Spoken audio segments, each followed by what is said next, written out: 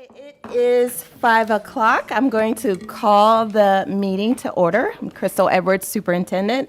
This is our first meeting of the new school year, so it is traditional that I start the meeting until we elect a school board chair, and then I will turn the meeting over to the school board chair. But for now, you have me orchestrating this meeting here.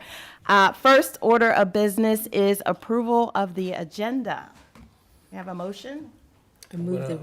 Sorry. I'm going to make a motion to amend the agenda. Okay. We have a motion to amend the agenda. Can you tell us what you would like to I'd do? like to discuss the appointment of an ad hoc committee based on policy BCEZ. Okay. So there is a motion to amend the agenda to add a discussion for the addition or creation of an ad hoc committee. That would be under new business. So that is the motion. Second. Second. Any further discussion before we call the vote on just the motion to amend the agenda? Yes, what is this policy, the BC? And It's what about is- ad hoc discipline committee, review committee, And is it policy I'm sorry, BCEZ. you fin- BZEC, you say? Is that the policy, I'm not familiar with it, is that the one that allows us to create policies as necessary? Okay, pretty good, thanks. Any further discussion? I would like to have more time to look at this and so we can all be on one accord and know where we're coming from. Well, I guess there'll be more description when we get to this agenda item. I think it would have been great if we had more, if we had known about this There's no agenda vote item. to approve or disapprove right now, it's just an Yeah, we're amendment to just doing agenda. discussion, and then we'll take a vote on whether or not to actually amend the agenda to include this as a discussion item. So this is just to put it on the agenda. This is to put it on the agenda, and it will go under the second item under new business. Okay, Madam Clerk, call the vote, please. And if you say yes, that means you are in favor of adding this to the agenda. If you say no, you are not in favor of adding this to the agenda. And then we'll go and approve the agenda. Mr. Gilio, Aye. Mr. Paul, Yes. Ms. Laurie, Yes. Mrs. Preston, Yes. Mr. Trost, Yes. Dr. Carter, No, Dr. Gupta, Yes. Dr. Day, Yes. Mr. Andrews. Yes. Motion carries 8-1. Thank you. So now I need a motion to approve the agenda, which includes the new business item to discuss the ad hoc committee. I so move. No, ad hoc committee will be after it'll be, oh, No, sorry. we're approving the agenda. Okay, We're I'm sorry. approving the agenda, Okay. yes. So move. Second. Second. Any discussion? Seeing none, Madam Clerk, call the roll. Mr. Gilio, Yes. Mr. DePaul. Yes. Mrs. Laurie, Yes. Mrs. Preston. Yes. Mr. Trost. Yes. Dr. Carter, yes. Dr. Gupta, Yes. Dr. Day, Yes. Mr. Andrews. Yes. Motion carries 9-0. Okay, we are on section C, which is our Pledge of Allegiance, so if we can stand for the pledge. Pledge of Allegiance to the flag of the United States of America and to the republic for which it stands, one nation, under God, indivisible, with liberty and justice for all.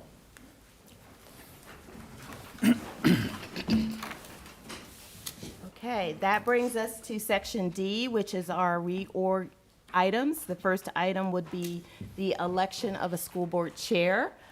So let me just say to the public and folks sitting here and everybody in the audience, once we elect a school board chair, the chair will move to this position, take the gavel and run the rest of the meeting, and then we'll elect a school board vice chair and continue with the reorg meetings. It may end up that we switch seats, so wherever we land at the end of this meeting will most likely be your permanent seat. Keep in mind that I think our nameplates are in front, so if we do change seats, take your nameplate with you so that the public can keep track of who's who. Let me tell you the procedure we're going to use for electing the school board chair and make sure that we're all clear on that protocol. I will be opening it up for nominations. Any school board member may nominate another school board member for chair. It does not require a second. I'm just taking all the nominations. And after we finish with all the nominations, I will need a motion to close nominations. So only those folks who were nominated will be in the official vote, and then we will take a vote on the nominees. So if we have one nominee, that makes it pretty easy to figure out who we're voting on chair. If there are two or more nominees, in order to make the process fair, what I will do is write down all the nominees on these blank cards. I got two board members sitting next to me. We'll put them inside of a bag. We'll shake it up. So if we have 4 nominees for chair, we'll shake it up. I'm going to give the bag to Mrs. Pugh. She's going to pull a name out, and that will be the first name for the person that we vote on. You vote yes if that's the person that you want to be chair. If that's not the person that you want to be the board chair, you would vote no, and then we'd pull the next name and the next name, all random, so that we have a fair process. All right? Any questions about the process? Okay, so I am, go ahead. Did you want to say anything about abstentions? Yes, thank you. I'm so glad that you brought that up. So especially since we do have new school board members here, you may be thinking, I'm brand new on the board and maybe I don't want to vote. And I'm going to tell you, no, you worked hard to get here, so that we are hopeful, unless you have a conflict of interest that maybe, if my spouse was going to be chair, I probably wouldn't want to vote on my spouse, but none of that is at this table. As long as there's not a conflict of interest or any particular reason, I do encourage all school board members from day one to use your school board voice and vote for your chair. It is the very first thing you can do for the students in our wonderful division. So I do encourage everyone to vote and not to use abstention as a means of not voting unless there is a conflict. Dr. Edwards, I hope you'd vote for your spouse. I was going to I'd vote for mine. Yeah, if my spouse is watching, if I could, I would, but I would abstain so that we have a fair process. Thanks. Okay.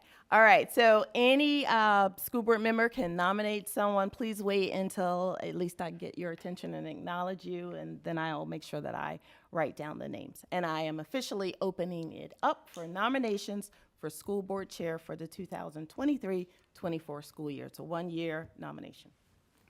I vote for, or I am suggesting Dr. Gupta for chair. All right, Dr. Gupta. Any other nominations? I'll nominate Dr. Gupta as well. Okay, so that's 2 for Dr. Gupta. Well, we're not voting yet, we're just. No, we're not voting. I'm just doing the nominations. Any other I nominations? nominate Gupta. Nomination for Gupta. Y'all make my job easy here. All right, hearing none. Can I have a motion to close nominations? I move that we close nominations. Okay, seconded by Dr. Carter. Can I just get that official on roll, Madam Clerk? Mr. Gilio, Yes. Mr. DePaul, Yes. Mrs. Laurie, Yes. Mrs. Preston, Yes. Mr. Charles, Yes. Dr. Carter, Yes. Dr. Gupta, sorry, Vote for myself? No, you're to close nominations. Oh, yes. Dr. Day, Yes. Mr. Andrews. Yes. Okay, so we have officially closed nominations. We have one nominee for the chair for the Lynchburg City School Board. That nominee is Dr. Gupta, and we will now vote on that nominee. Whenever you're ready. Mr. Gilio, Yes. Mr. DePaul, Yes. Mrs. Laurie, Yes. Mrs. Preston, Yes. Mr. Trust, Yes. Dr. Carter, Yes. Dr. Day, Yes. and Mr. Andrews. Yes. Motion carries. Okay, my official tour of duty is over. I would like to turn over the gavel to Dr. Gupta, and I understand that we have some Gupta family members here, so I'm going, yes.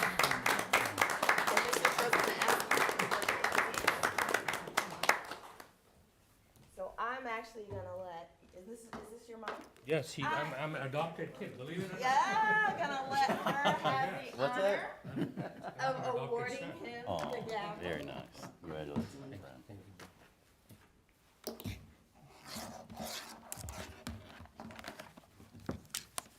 Or do you want me to see that for you? So I made her come so that if I misbehave, you can call her to fix it. Very nice. She's got a hammer, too. On speed dial.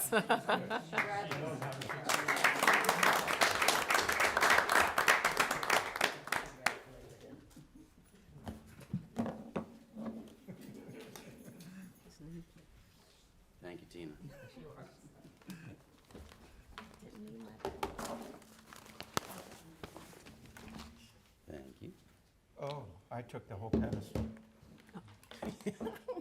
Stay gonna hook you up. Thank you.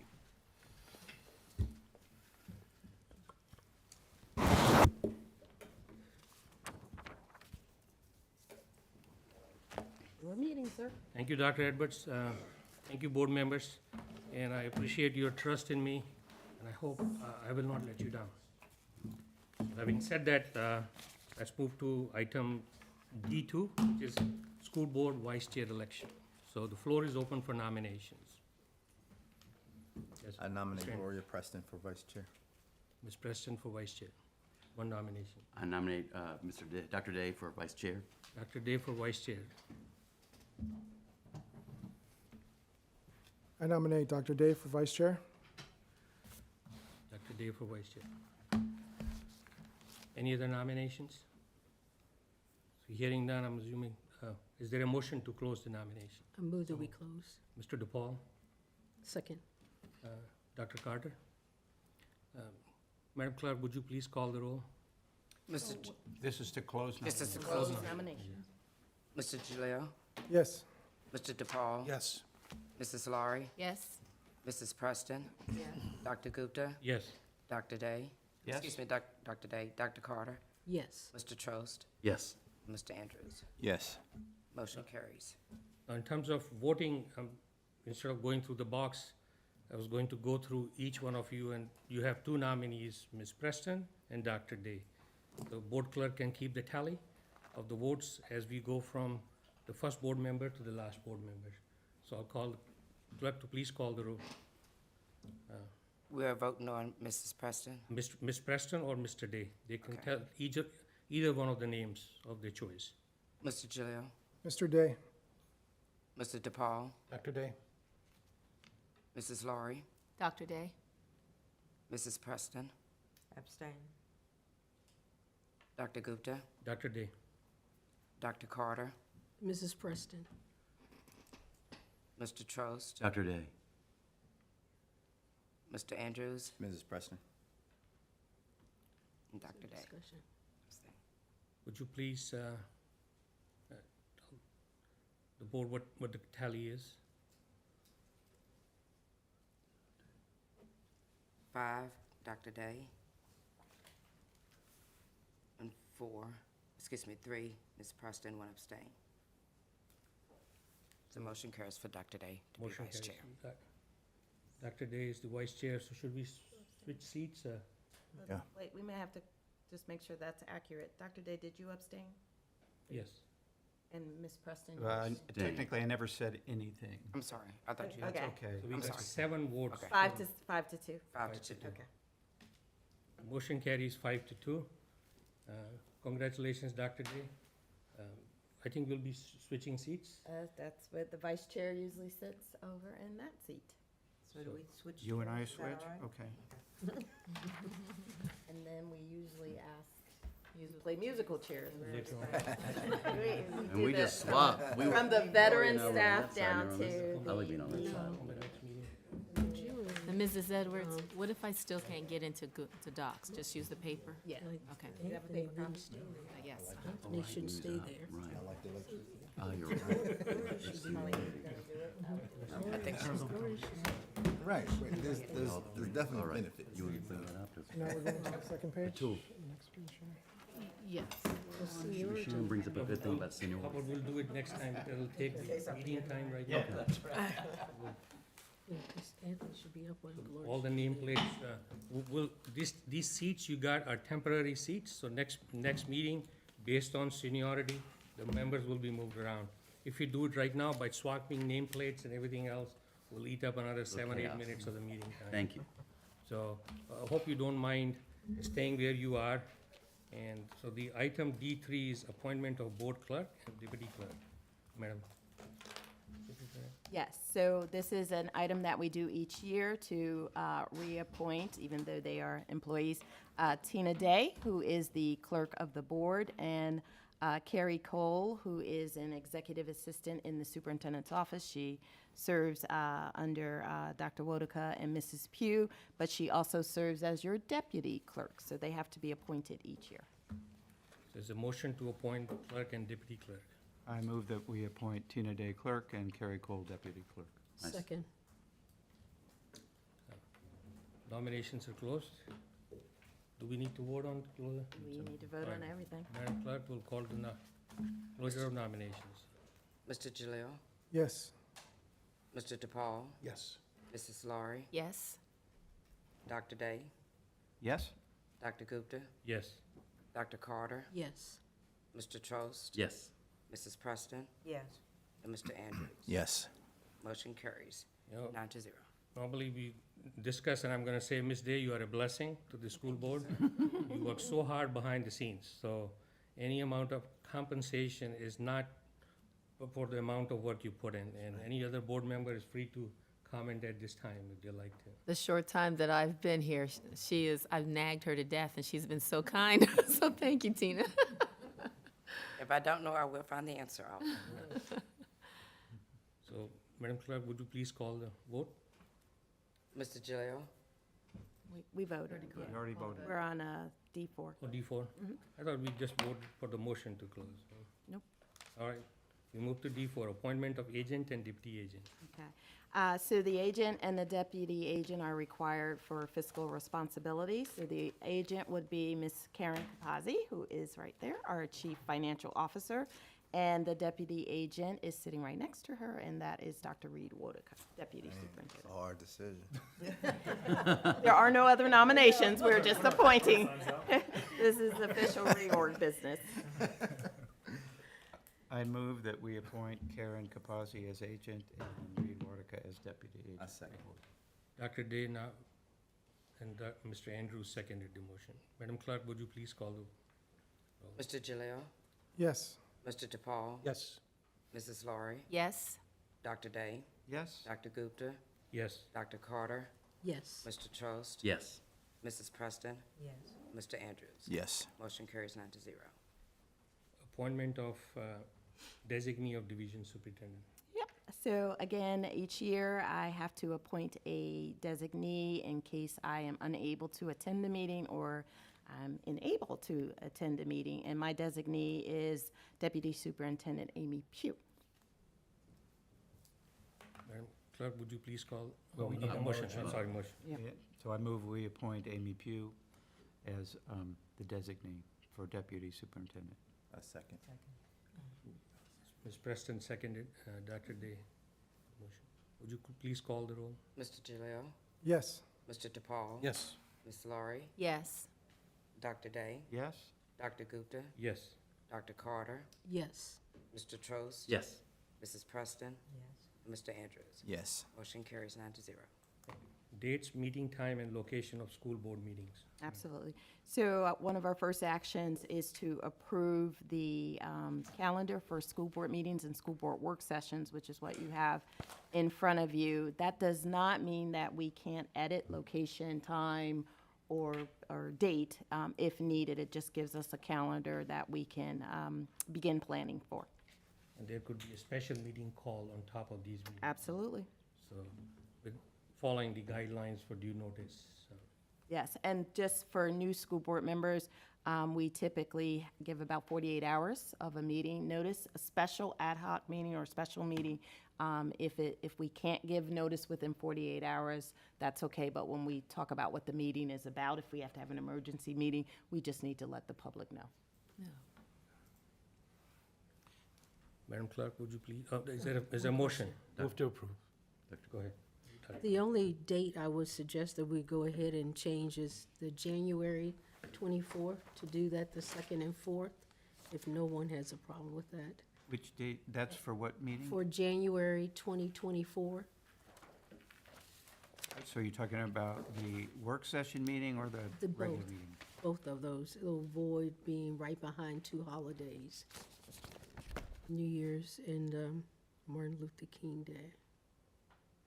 If we move into So it's the meeting that's currently showing up as January 9 that you're referring to?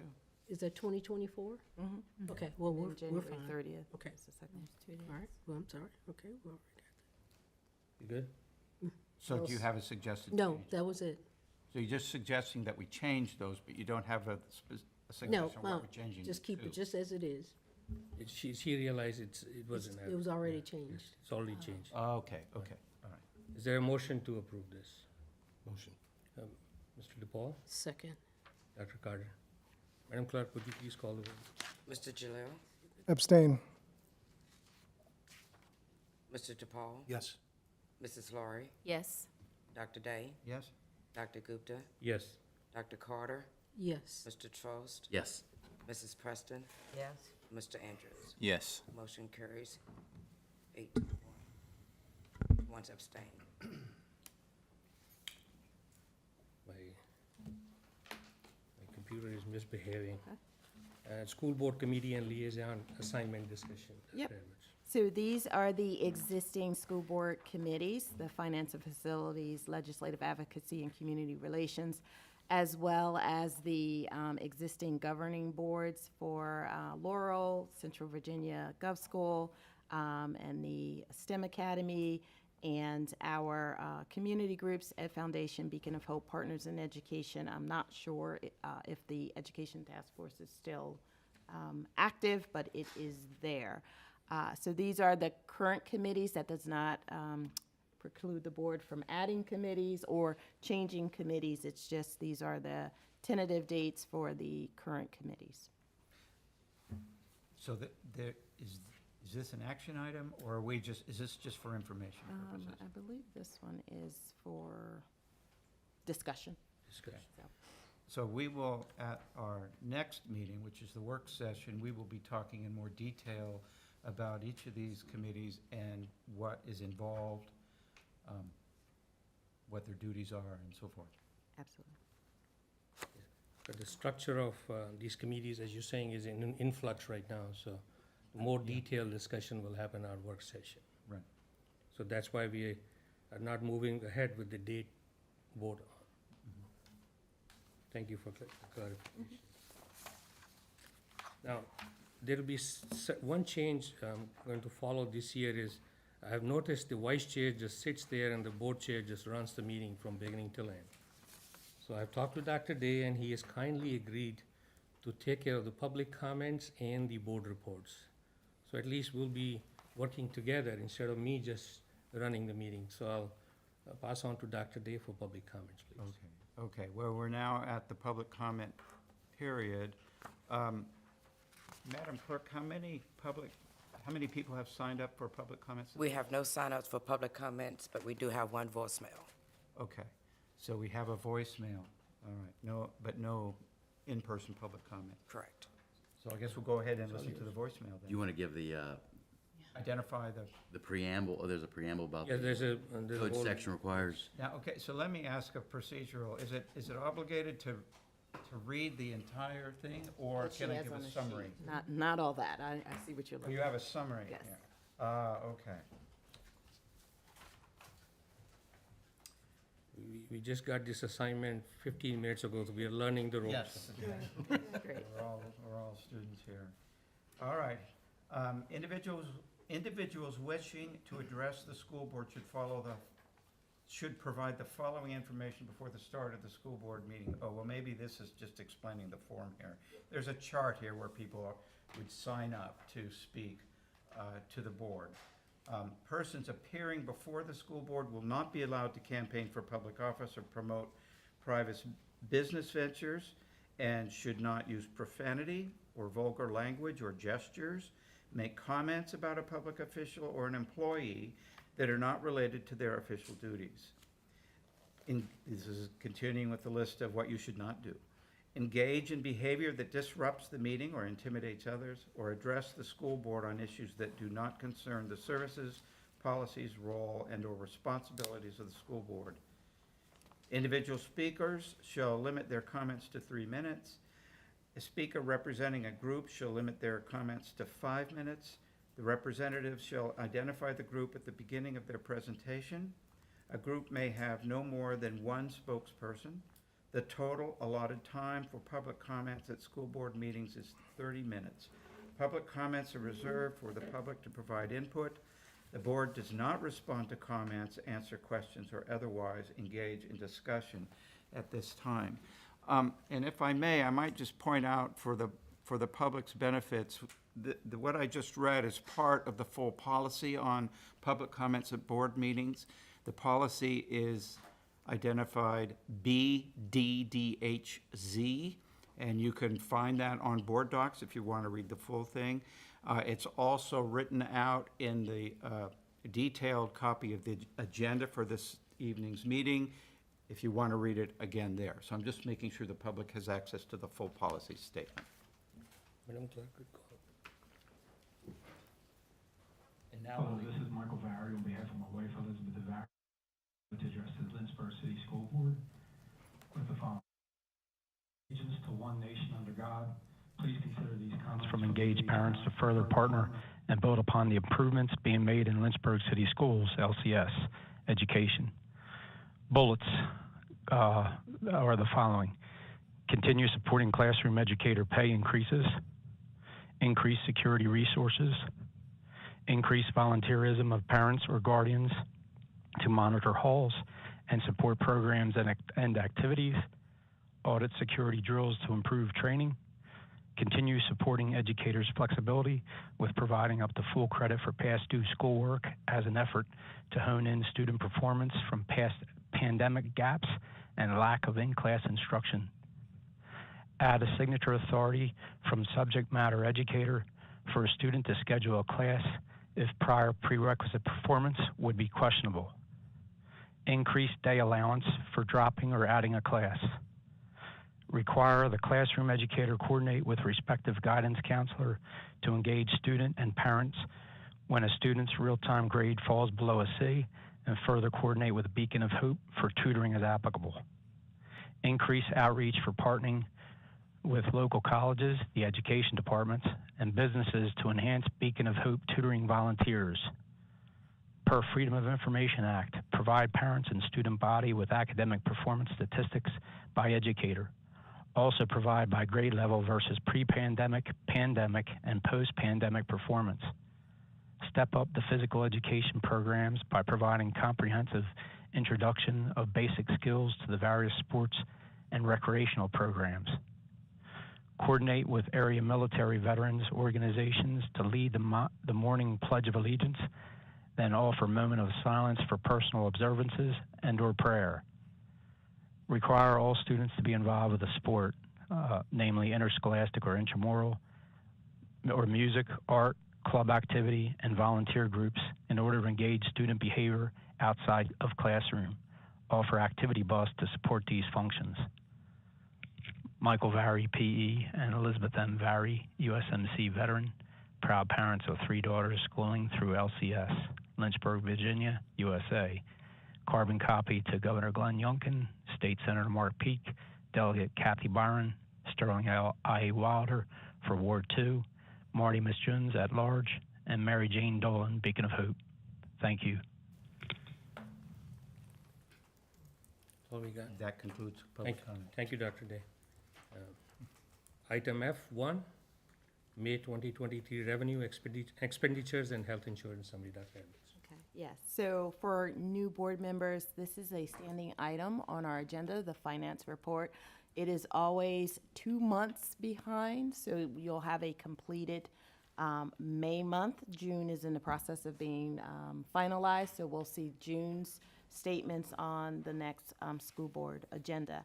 Ms. Capazzi goes over this, and since this is the first one for the first round, I'll ask Ms. Capazzi to go in detail and try not to use any acronyms, but please feel free to stop us if we're using terminology that you're not familiar with or you haven't heard or you would just like us to clarify for you as well. Ms. Capazzi.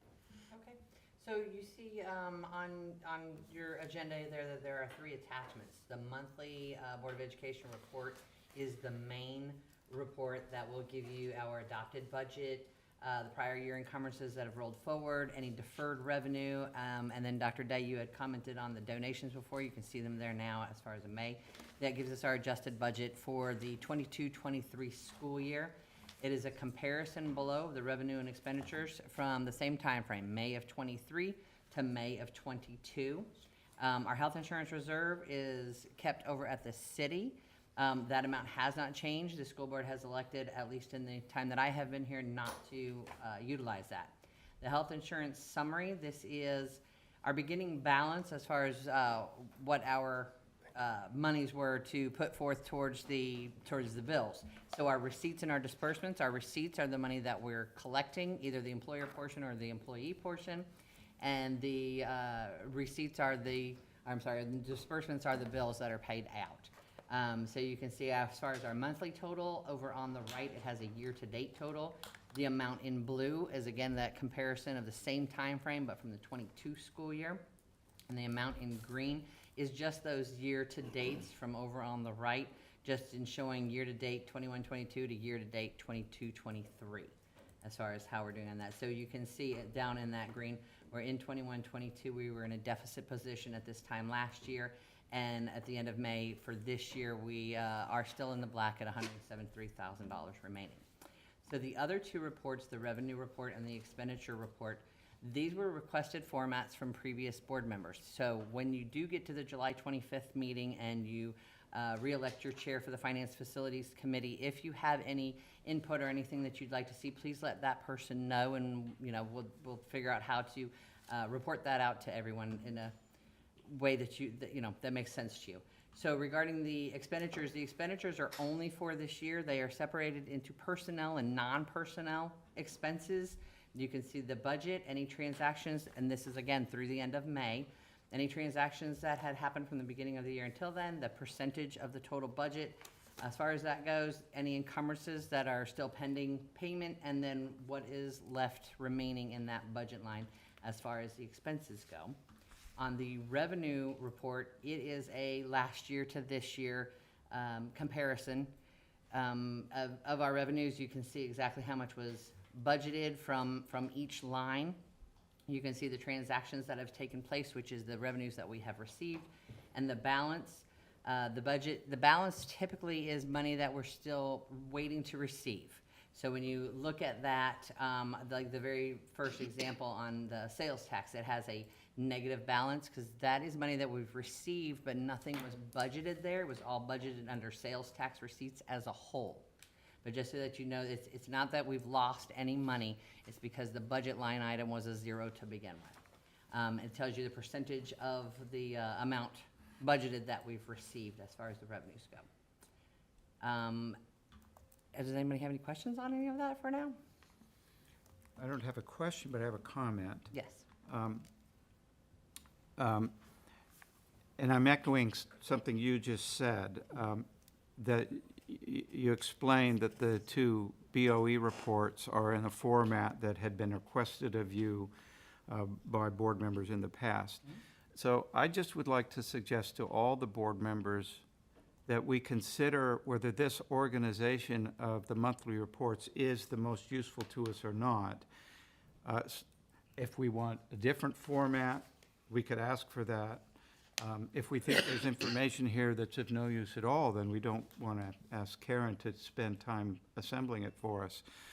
So I think we need as a board to contemplate what decisions are we going to need to make regarding this budget information, and then what information then are we going to need to make those decisions. Of course, we can't answer that at the moment. It's going to take some time to think about that, for me as much as anyone else.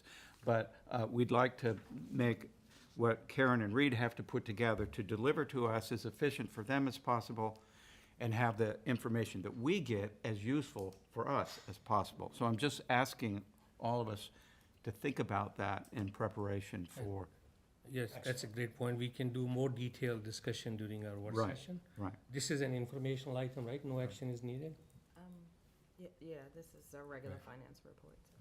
Any other comments on the report? We move to the sorry, go ahead, Dr. Kash. And I forget where it is, but the monies that were taken, and everyone continues to say from the state that it's been returned. What is that, the? Grocery tax The grocery tax. Has that been?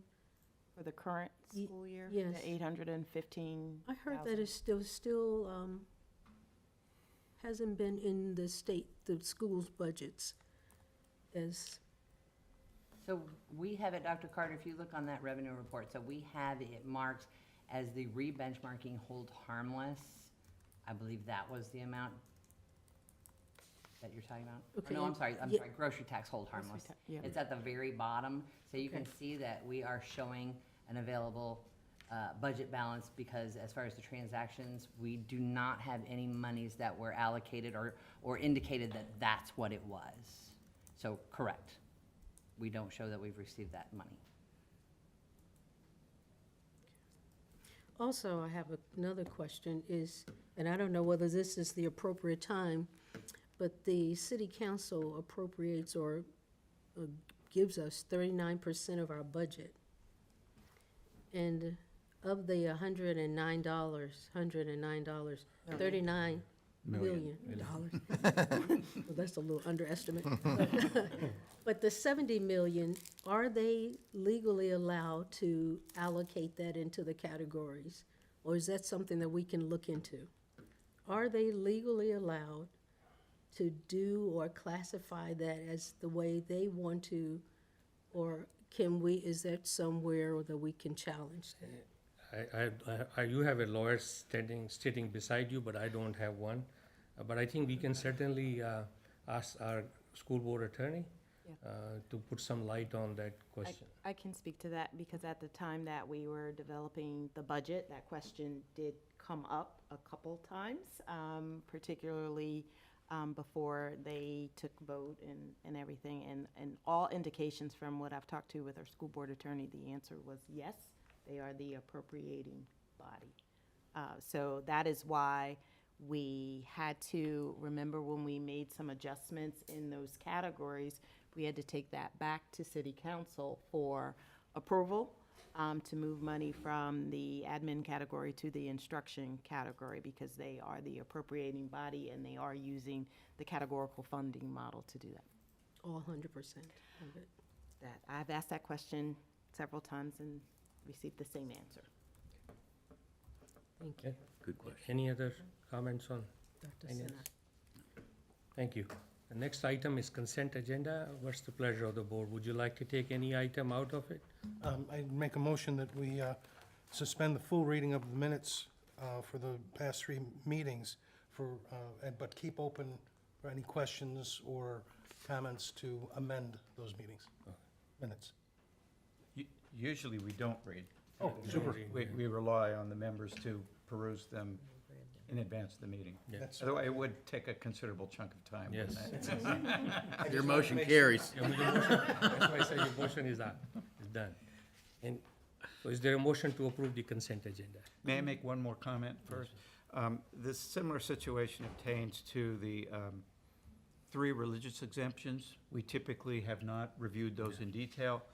In fact, our official policy uses the language "shall excuse" in its description of this. So we typically, if a parent has made one of these requests, we typically don't question it and don't even read it unless we read it individually at home.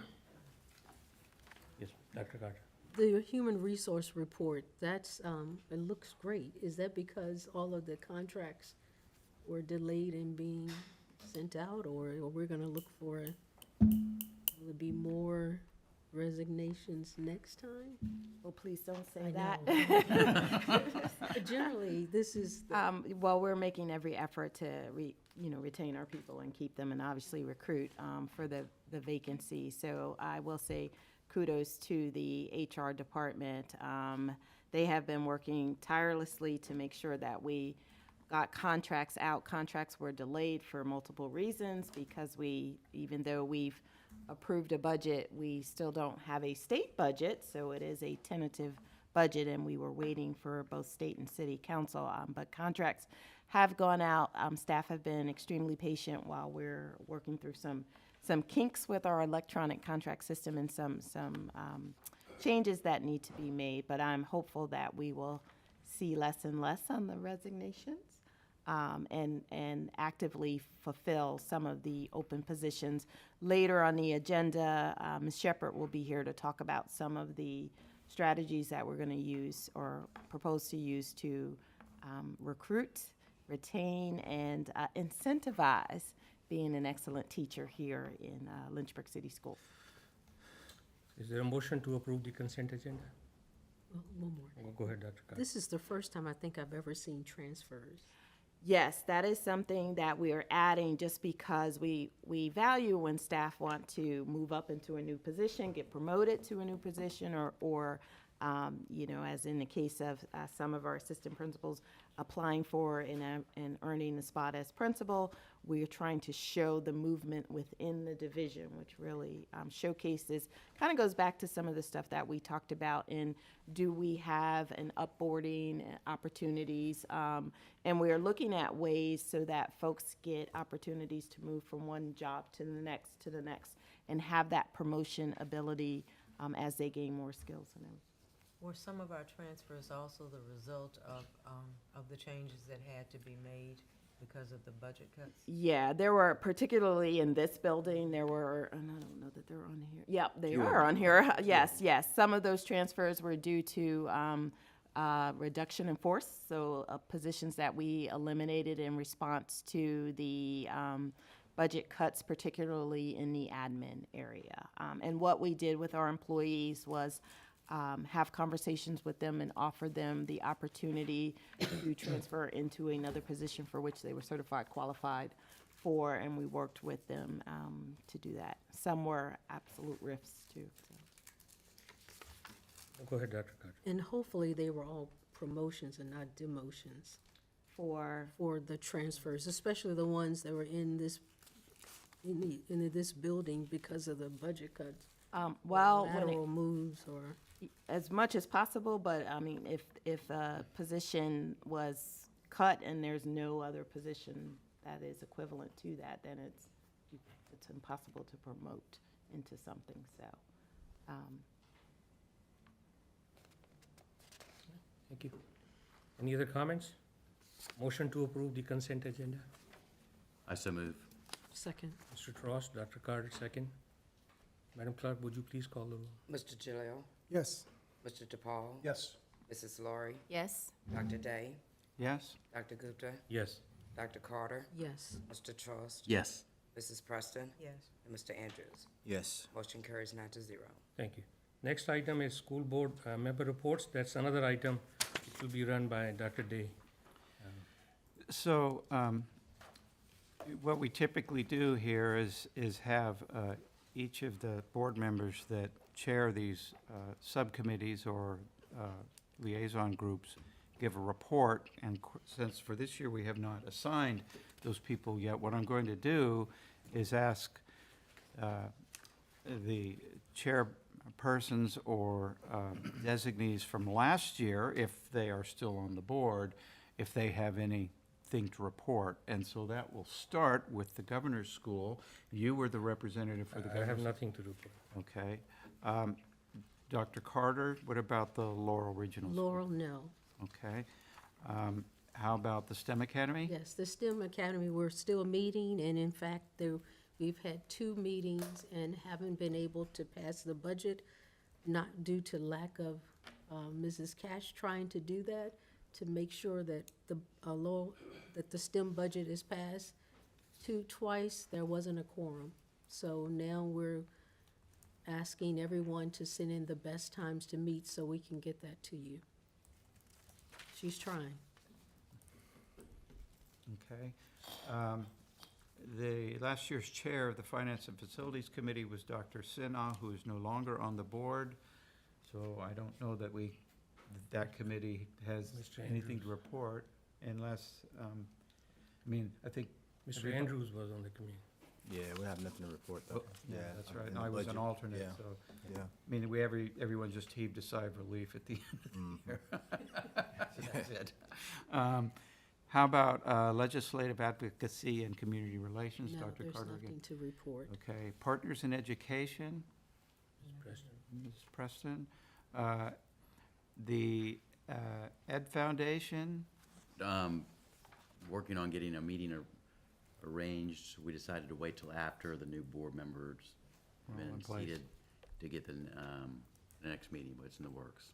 okay, and No other report. Okay. And for the Beacon of Hope, Andrews or Preston, anything to say? Well, students, ended their summer internship on June the 30th. Juniors and seniors from Heritage and Glass participated in 4 weeks of job shadowing in different industries, BWXT, Public Works, Fire Department, Framatome. And then, so they spent Monday through Thursday shadowing these industries, and then they spent Fridays resume building.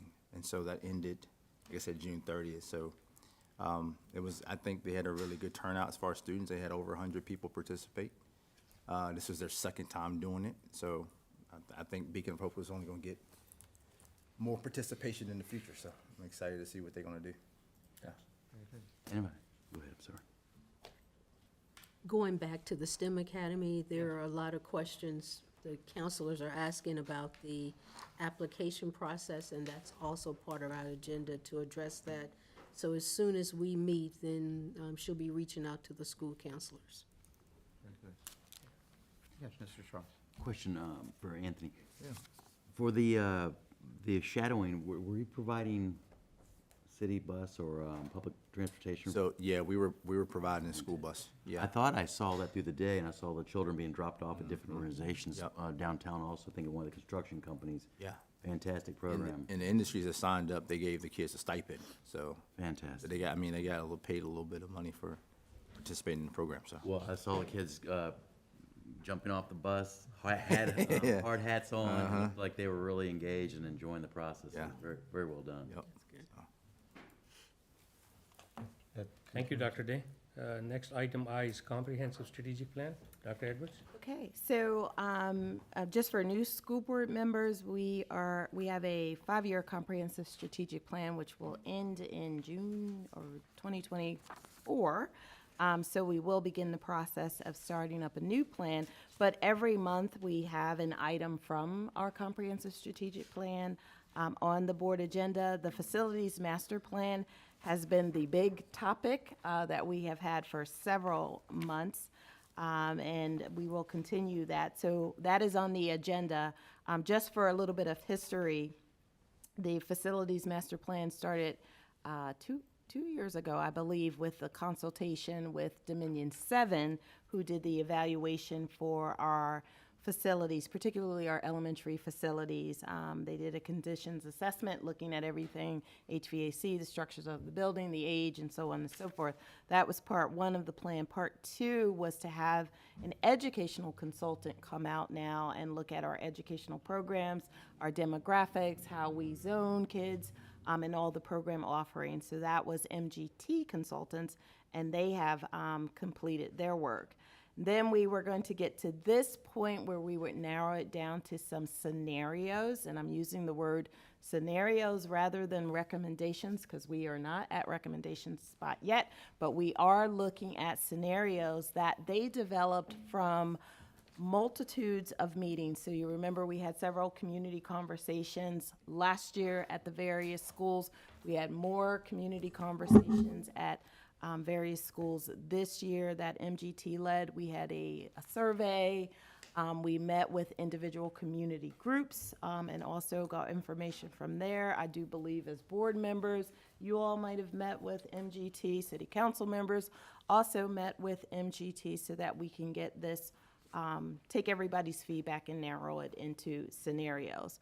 When we started the process and we met with community, we were very clear and transparent at what we were looking at, which could be, I'll start with the best of the best, building new schools, plural, that would be a great thing, or building a new elementary school, as well as the possibility of rezoning and also collapsing and consolidating schools and closing schools. And those topics are often very tough to have those discussions. They're great if they're not my school that we're talking about, but we recognize that this has been a community effort, part and part with the Education Task Force, a joint effort between City Council and School Board. So we are at the point where on August 8th, there will be a joint meeting between City Council and school to discuss the final scenarios and then come up with the tough decision-making recommendations. So where we are right now is sort of a pivot point. MGT has taken all of this information that they've collected from everyone and put it into 4 scenarios for which we're going to discuss tonight. And we want to take that information and open it back up and take it back out to the public. There will be a survey, there will be additional community meetings to get feedback now on the scenarios. I will say that this is often a very tough and difficult conversations for folks to have because everyone is attached to their schools. We love our programs, but we also recognize that there are some opportunities for innovation and growth and some things that we can do differently. So Dr. Wotica has done a very good job of working with both Phase 1 on the Dominion 7 side of it and now Phase 2 on the MGT side of it, along with a committee of both joint city and schools. And I see Ken back there as well. I'm glad to have you here.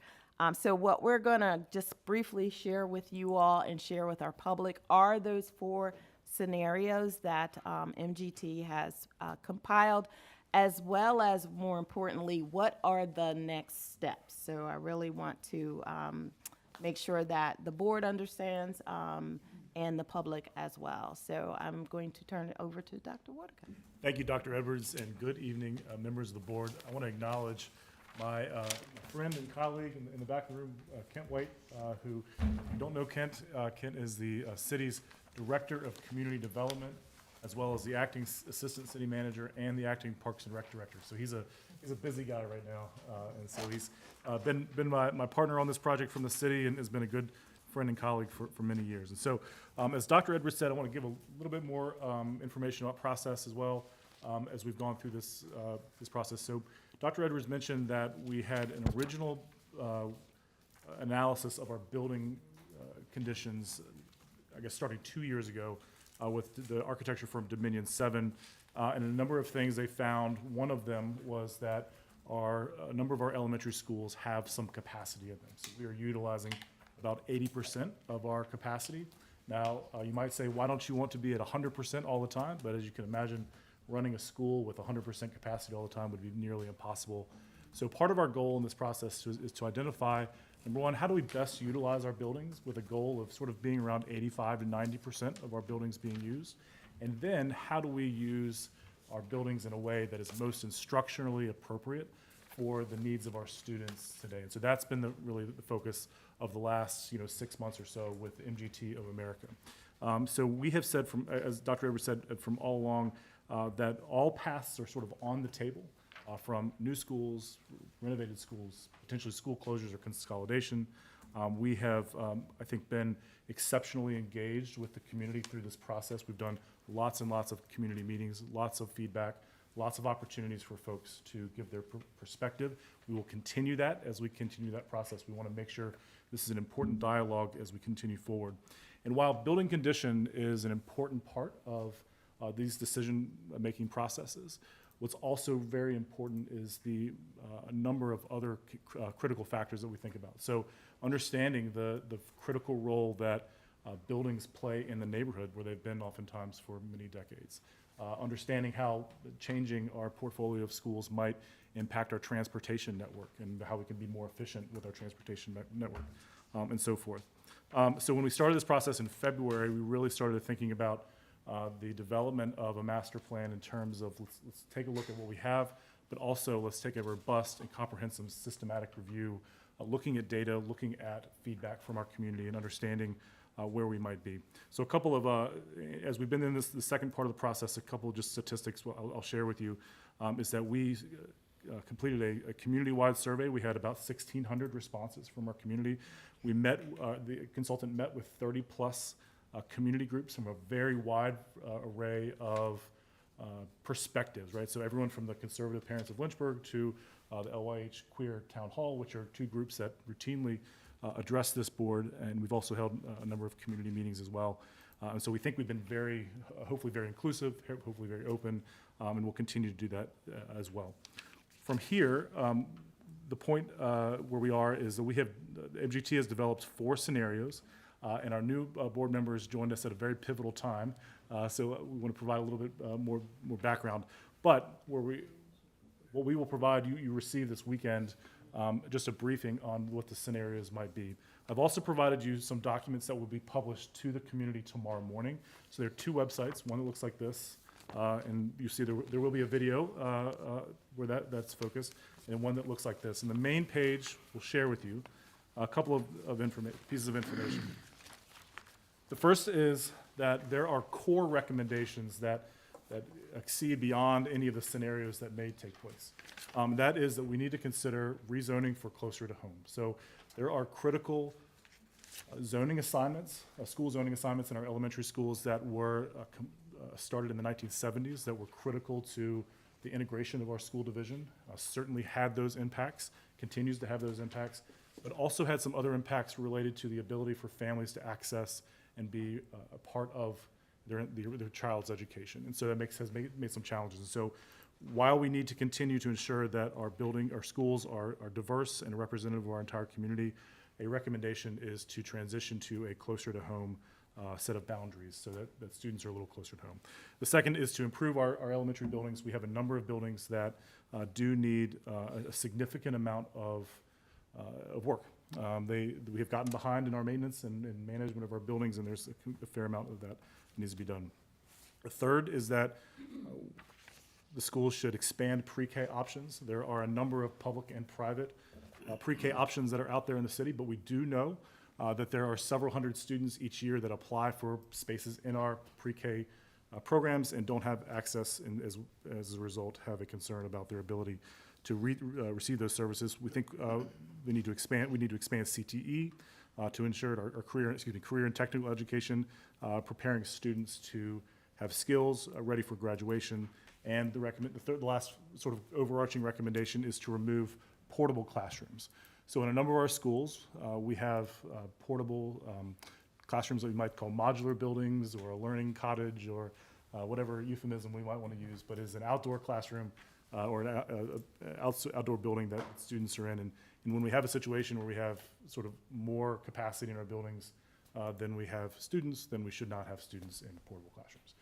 So those are general overall recommendations that we need to consider, or that MGT says we need to consider, and as we go forward. So those are not necessarily the scenarios, but those are just kind of overarching that sort of inform where we're going. The next I'll point out is this document, which shows the 4 potential scenarios. Now I'll say these are only potential paths forward. Is there any way we can project them so people who are in the This meeting will all be published in the morning. So right now they're listening, but they have no idea to connect to the document. So I don't have it on PowerPoint. So You have copies? yep. So these scenarios are not necessarily final recommendations. These are scenarios for the community to react to. So or provide response and feedback for, right? So we're not at a point where we need to have a debate about these scenarios, but our community we hope our community will provide feedback for where we need to go. Doctor? Yes, sir. I apologize for interrupting you. Has a number been assigned, bottom line number of savings or costs or? Right. So that's a great question. So that will be provided later. So what we've sort of intentionally done is not provided an overall capital cost for each one of these, because we want to make sure that we're focusing on the instructional and community appropriateness of each component. That will, of course, be a part of the final master plan decisions. And ultimately, you'll have to decide between these. And that will be certainly a critical part of the decision-making process. But we want to make sure we're talking first about our instructional environment, our instructional program. So those will be provided as well. So the first scenario, and I'm not going to read them all to you necessarily. You'll be able to see them very closely. But the first scenario is to provide, again, the rezone for closer to home, which we mentioned before. We would convert Heritage Elementary School for alternative education. In doing so, we would need to rebuild Sandusky Elementary School, potentially to expand pre-K options. And as a result, we would close the Fort Hill Community School. And then we would need to renovate Lincoln Elementary, Paul Monroe Elementary, Perrymont Elementary, and R.S. Payne Elementary, and then ultimately do additional building improvements. What we will also share with you, this will be in the materials that are published in the morning, is that there is a description of each one. and there is an outline of sort of community benefits and trade-offs for people to consider. Second scenario is, again, to rezone for closer to home. And this very simply is the second component is to very simply close Darrington Elementary School or convert it to a pre-K option, renovate Lincoln Elementary, Paul Monroe Elementary, Perrymont Elementary, and R.S. Payne, as well as doing additional building improvements. The third scenario is to, again, rezone for closer to home. In this scenario, we would close T.C. Miller or convert it for a pre-K option. You would close Sandusky Elementary School, and as a result, you would need to expand Bedford Hills, Lincoln Elementary, and Perrymont Elementary. We would then renovate Lincoln Elementary, Paul Monroe, Perrymont, and R.S. Payne Elementaries, and then complete smaller building improvements as well. And the final scenario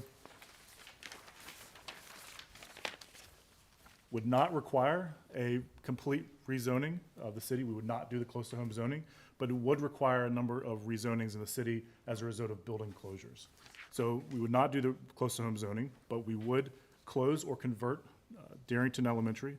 We would close Paul Monroe Elementary and Sandusky Elementary School, so there would be potentially in this scenario 3 buildings closed.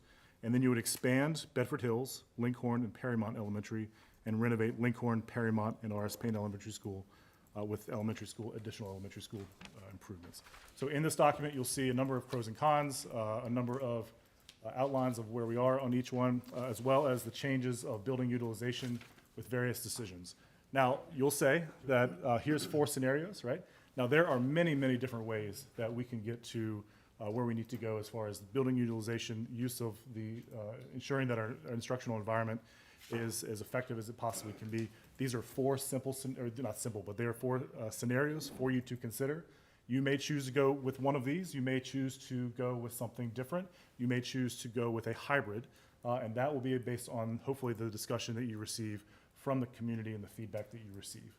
We will then have a meeting on August 8th, a joint meeting with City Council and the school board, and you'll receive all of that information ahead of time and be able to begin those conversations. As far as a final decision would go, that certainly will be your decision on where we develop this master plan and ultimately provide. However, we would hopefully that will hopefully occur sort of sometime mid-fall, so that we can make plans for the following year. So certainly we take any questions you might have, and again, these will all be. Oh, I'm sorry. Yeah, before you go to questions, let me just reiterate something. I know it may sound obvious, but I need to just kind of go back. So as you look at close, consolidate, and rezone, there are children in those buildings. Those children will either be assigned to, if we build a new school, or go to another school. We are still taking class size reduction funds, which keep our elementary class sizes K-3 somewhere between 19 and 23 students per class. So I think it's important that as we start talking about moving children around, we are not talking about increasing class size to 35. So we still are going to need teachers to follow their children to make this happen if we are going to continue with our goals to keep, class sizes that are relatively, 19 to 23 with class size reduction for elementary classes for that. But I wanted to mention that because that question comes up a lot when people think you're consolidating schools. You may put all the students in a school without really thinking about the staffing needs, which might go to the question of when you really look at the cost, you have to kind of cost out the cost of relocating staff as well for that. Scenario. Floor is open now, Dr. Carter, and then Dr. Day. Sir, Just looking at the first scenario, the first bullet item there was rezone for close to home, and I just question how that is, and William Bass is not in the renovate. So certainly. That would be Yeah. closer to the. Sure. So certainly, in that scenario, Bass would still be a part of the system. It would simply be that it would receive smaller, less expensive, sort of non-full-scale renovations in this scenario. So you would still do safety and maintenance. And I'm sorry I didn't mention that before. When we talk about elementary building improvements, we're talking about safety and maintenance kind of improvements that certainly Bass and many other schools need, but it would not be as much of a full-scale renovation as the others we mentioned, just because of the condition of the building. Well, I know that this, it's a, just looking at this, I was overcome with anxiety. Looking at any of those scenarios, when you start talking about schools that people have attended and their family members and aunts and uncles and grandparents have attended, now we're looking at closing or converting, and also the staff, the employees there. And it's not something that's, we're gonna take lightly. Then just going on to the close, like Darrington Elementary, that is a neighborhood school. So, and then you look at the next scenario 3, T.C. Miller's a neighborhood school, Sandusky is a neighborhood school. And, then you look at the 4th scenario, closing or converting, closing possibly 3, with the possibility of closing 2 and a conversion of 1.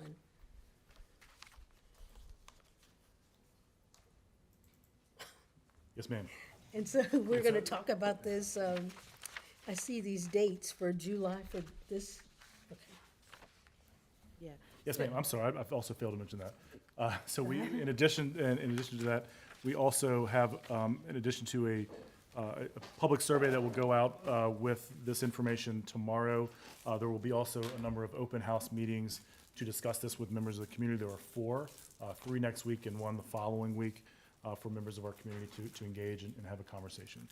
So to your point, Dr. Carter, these are exceptionally personal conversations, right? So many of us attended many of these schools, and we're part of these community, are a part of these communities, and frankly, this is as you say, it's a very challenging conversation to have. That's why it's important that we've had MGT with us in this process to provide an objective and straightforward perspective on what these recommendations or what these scenarios might be as we move forward. So certainly this is coming from MGT. We're sort of the messenger, but they will be with us on the 8th. And again, we don't take that lightly. We know that there are impacts on students, families, staff, members of the board. These will be challenging conversations as we move forward. And our intent is to make sure that everyone has their voice heard, has an opportunity to speak on these matters, has an opportunity to digest the information that's there. We've tried to provide, it's a lot of information, but we've tried to provide it in such a way that hopefully is digestible and is clear. We wanted you to have this first so that you could see it and see what options might be there. So that when you get questions, you'll have them. Certainly, if you have questions as you digest it, please feel free to reach out to me and I'll answer any questions as best I can or find the answer for you. And certainly, again, we're emerging on this process for our new members. You're joining at a challenging time in regard to this process, but this is a very important conversation and will impact our city for many, many years to come. So, Dr. Day and then Mr. Andrews. On scenario 1, that includes rebuild for Sandusky Elementary, I assume that that's different than renovate. Rebuild means knock it down and start from scratch. That's right. Okay. And then my second question is the rezoning. So I assume that means rezoning the attendance zones for each of the schools. Now, how is that accomplished with regard to the desegregation order?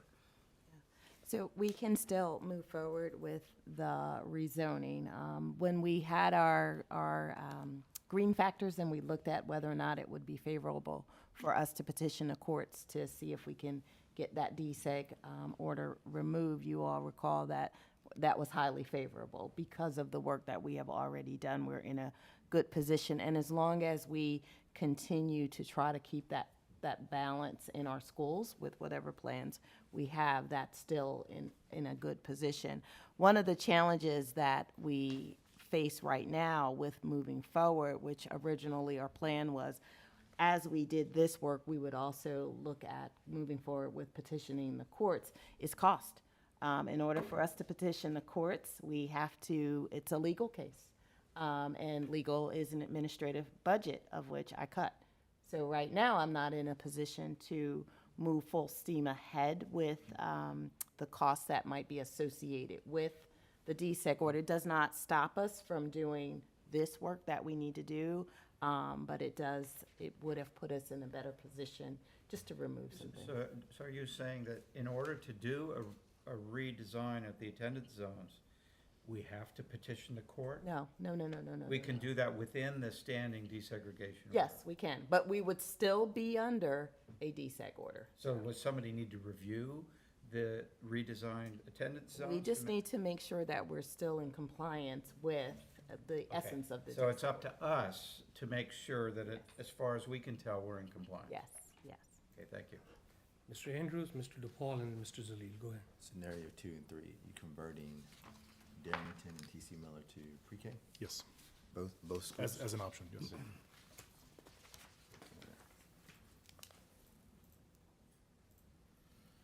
You good, Mr. DePaul? I'm very much in favor of community schools and heritage of people who have been going to these schools for generations. I'm very much in favor of that. I'm very much in favor of parental rights, the rights of parents to have the continuation of what they want to see for their children. When I ask about numbers, it's the same thing as I do with my clients. I've met people whose children want to go to school to become teachers. They want the best education that they can find. And the school to which, let's just say, for example, Harvard, they want them to go to become a public school teacher. Someone comes out of college with $500,000 worth of student debt. That makes it a no-go. The difference between 1 and 4, the highest and lowest, might be several millions or tens of millions of dollars. It is critical to know, as we're going through the process, not just to pick the ideal option, but to know what each individual item costs, whether it's an increase or decrease. That way we can come with an example. Now, I appreciate that we want to have the most ideal situation, but there's multiple facets to that ideal situation.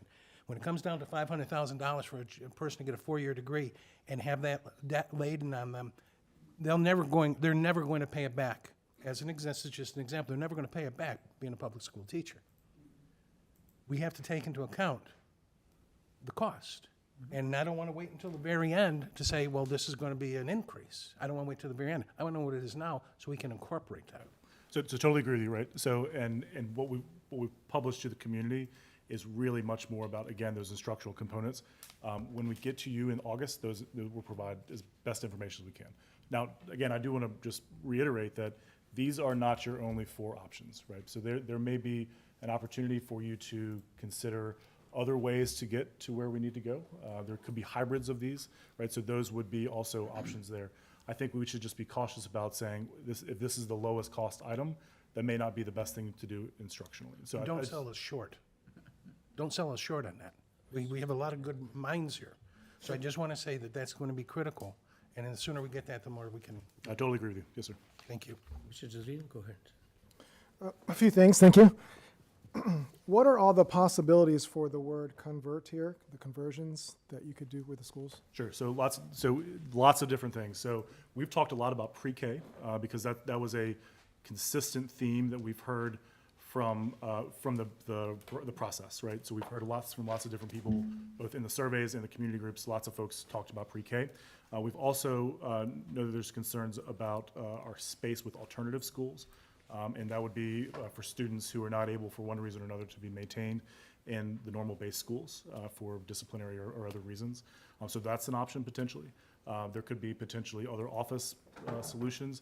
Other communities, and certainly in Lynchburg, this has been done before, have used them in maybe city kind of functions that would not be used for a school's function. So, it might be a Parks and Rec community center, those sorts of things.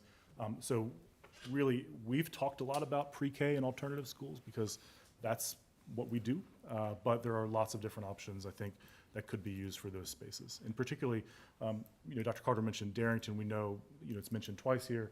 Darrington, we know, is a very critical part of the fabric of the Darrington neighborhood. And so certainly we would want to have a good path forward for that building. All right, so based on that, I'd say, are there student numbers of pre-K children coming up that you have, or the numbers of students that need the alternate type of education? Sure, we can provide those. And I would say, we don't necessarily know how many kids, it's sort of like proving a negative, right? How many kids need versus what we have. We do know how many kids we don't have space for that do apply to our program, and so we know that history for the last couple of years. I can also provide the alt-ed numbers as well. All right, and for the third one, the offices or city functions, would the city pay us for the use of the facilities that we? That's a great question. So actually, Lynchburg is a little funny in terms of our buildings because the city actually owns the buildings. That's different from most other localities in Virginia. Usually the school board owns the buildings.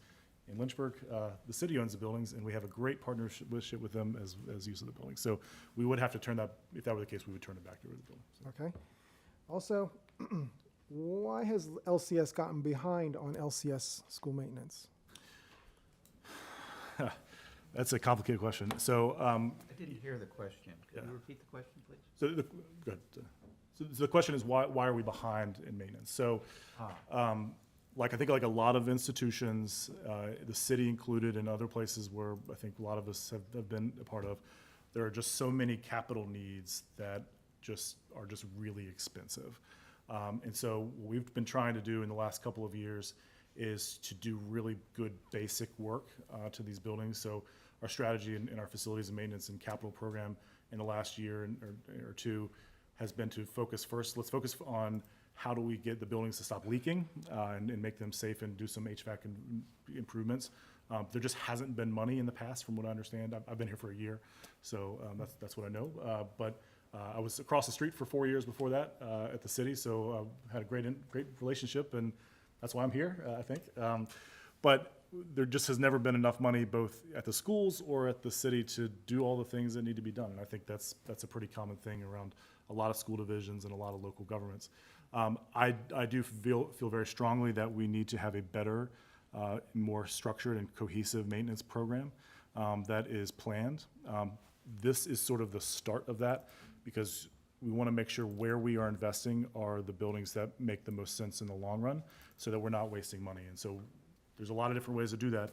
But one of the things that I've been really super involved in the last decade or so is really trying to put thoughtful money into community projects. And there's lots of argument about whether or not those are or not, but we think these are. So. All right. In real estate, if an HVAC system is going to go out in 6 or 7 years, you can plan that out. If a roof is going to go out in 20, 25 years, you can plan that out. So you're going to go forward doing that type of thing with the schools? That's right. And so a part of the first step of this process was to take a look at all those buildings. And we actually have a massive spreadsheet that says, okay, EC Glass needs a roof in 2032 in different sections, and that's a simplification. But so we have a lot of that built out. Unfortunately, we are really behind on a lot of things, and so we have a lot of stuff that's sort of front-loaded. So we're trying to restructure that process that was provided by Dominion 7 to have a reasonable amount of money that can be spent. And so that's absolutely our process going forward as well. And it's a great way to do it. And certainly we know what the useful life of different components are. And so we're getting there. So you have a lot to do, and then you can prioritize those things. All right. Also, what is the science? Well, I don't know if you'd be the perfect one to answer this, but what is the data-driven, scientific, studied, ideal student-teacher ratio? I'd probably turn it over to my friend across the way to answer that question. I think as educators, I don't know that I have the scientific data-driven answer for you right in my pocket, but we do know that smaller class sizes are beneficial both for instruction, for teaching and learning. So the smaller class size we have, I would say as an elementary school teacher, an ideal class size would be somewhere between 16 and 19 students. Okay. Especially in kindergarten through third grade, a little bit larger perhaps in fourth and fifth grade. But in middle school, 6th through 8th grade, it would be ideal if we could keep our classes under 25 or between 25 and 30, and the same for high school. We do have guidelines per Virginia code that we have to follow, and we do follow those in terms of school-wide ratios and division-wide ratios. Dr. Edwards mentioned earlier that we do participate in and receive revenue from the state for its class size reduction in K through 3. So we monitor those class sizes very carefully, and we do stay beneath those numbers, those caps that we're required to have to receive the money. And as she mentioned, in some of our schools, that cap in kindergarten through third grade is 19, and in other schools, it can go up as high as 24. So ideally, a smaller class is going to be a better teaching and a better learning environment. And the income is reduced based on the number of students being reduced at cap? You either you receive it all, or you don't receive any. it. So if you don't meet those caps, then you won't receive the revenue, any of it. The only way that you can receive it, one school is, if you only have one school in the division, but I don't know any divisions that have one school. So we have to make sure that we are meeting that ratio cap in all of our elementary schools, which we monitor very closely. I've already started monitoring that for the fall. Good answer, thank you. Thank you. Dr. Carter and Ms. Lowry. As if I'm sitting in the audience listening to this and I'm a parent or child or employee at any of these schools, I will probably already say scenario one is too expensive. What faith can I put in to the fact that we're going to look at this more in the eyes of, as you said, instruction in students versus cost? Because number one, if you're gonna rebuild something, that's gotta be the most expensive. So that almost tells me right there that we can just forget about one and look at closing. And I know that we have one of the council members here. It's all about cutting and not, that we already are spending too much money on children. So as a parent, and if I'm sitting here and I really love my school, what faith do I have that we're gonna try to do this for the instruction and students? Well, I think that, when we look at how that decision will be made, there are 9 members around this table who parents have put their trust in, right? Teachers, staff, community, and for those of you who have been on the board, you've interacted with those folks. You've read to their children in their classrooms. You've been there with them. For those of you who are new to the board or new in board seats in different areas, you've taught those children. We also have council members who also are going to be part of that decision. Those council members were elected by the folks in this community, and they also represent the parents and the family members in the community members as well. And I think your faith comes into the process of the two governing bodies having a very collaborative, open, transparent discussion that starts with, we all want the best for our children, right? And I have to stay there as an educator. I always have to stay there and say, my ultimate goal is what is best for our children, while being both fiscally responsible, right? Because I could ask for the Cadillac and really bells and whistles, but I don't want to just settle for, what might be substandard education on a budget. And I don't, the faith and the hope has to be in the people in this room right now, as I look at all of you and know, having worked with many of you, that is where your heart is. And yes, they are tough decisions to make. When we look at this, but, when we started this process way back when, I said, this is going to be the hardest thing that you do as school board members, is really when we get to rezoning, building new schools, possibly closing schools. It is very difficult with that.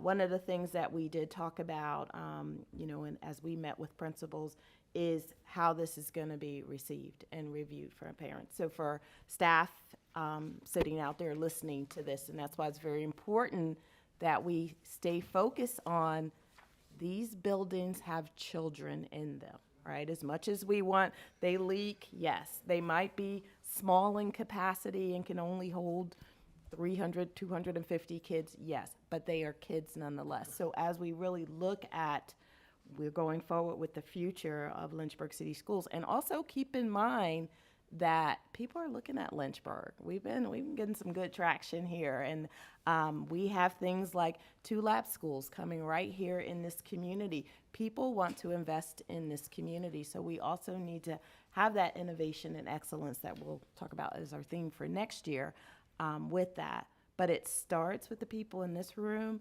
It starts with the people who are across the street at City Council, and it really happens through open, transparent conversations where we have these additional meetings next week with community members so that they can be heard and so that we can listen to. Thank you, Ms. Lowry. And I just wanted to compliment what Amy Pugh said, that yes, an 18-to-1 is perfect. Speaking from experience, more than that is, it can be more of a challenge, so yes. Go ahead, Dr. Davis. And I just want to piggyback on something that Mr. DePaul said, that we have to balance many different considerations here. The things that Dr. Carter mentioned are one, the financial aspect is another. And so I want to remind us that in the last year's budget process, we were struggling to try to raise teacher compensation because we believe that's important to attracting and retaining good people in the classroom, because that's where what we're here to do really happens. But in order to do that, with the financial constraints that we had to work with, we've kind of gone out on a limb and used our last year's worth of a lot of the COVID money to cover that. And we acknowledged at the time that that was a 1-year fix. And I believe we said that we were kind of hoping that this process would lead to enough savings financially to cover that when that COVID money's gone. So we have a very strong financial incentive that's pushing us in the direction of trying to make choices that will help us financially as well. I am not discounting any one of these multiple considerations. What I'm really saying is echoing what the superintendent has said. This is going to be an incredibly hard decision because we have so many things to balance. And I'll make a comment.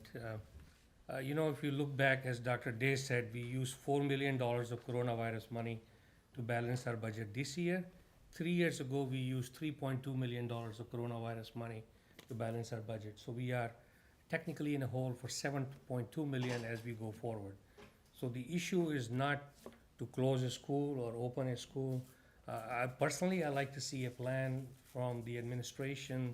How are we going to backfill that $7.2 million going forward? You know, before the coronavirus money dries up and we are caught off guard. So there has to be a plan in place to backfill that $7.2 million. With closing, consolidation may be part of that puzzle or may not be part of that puzzle. You see what I'm saying?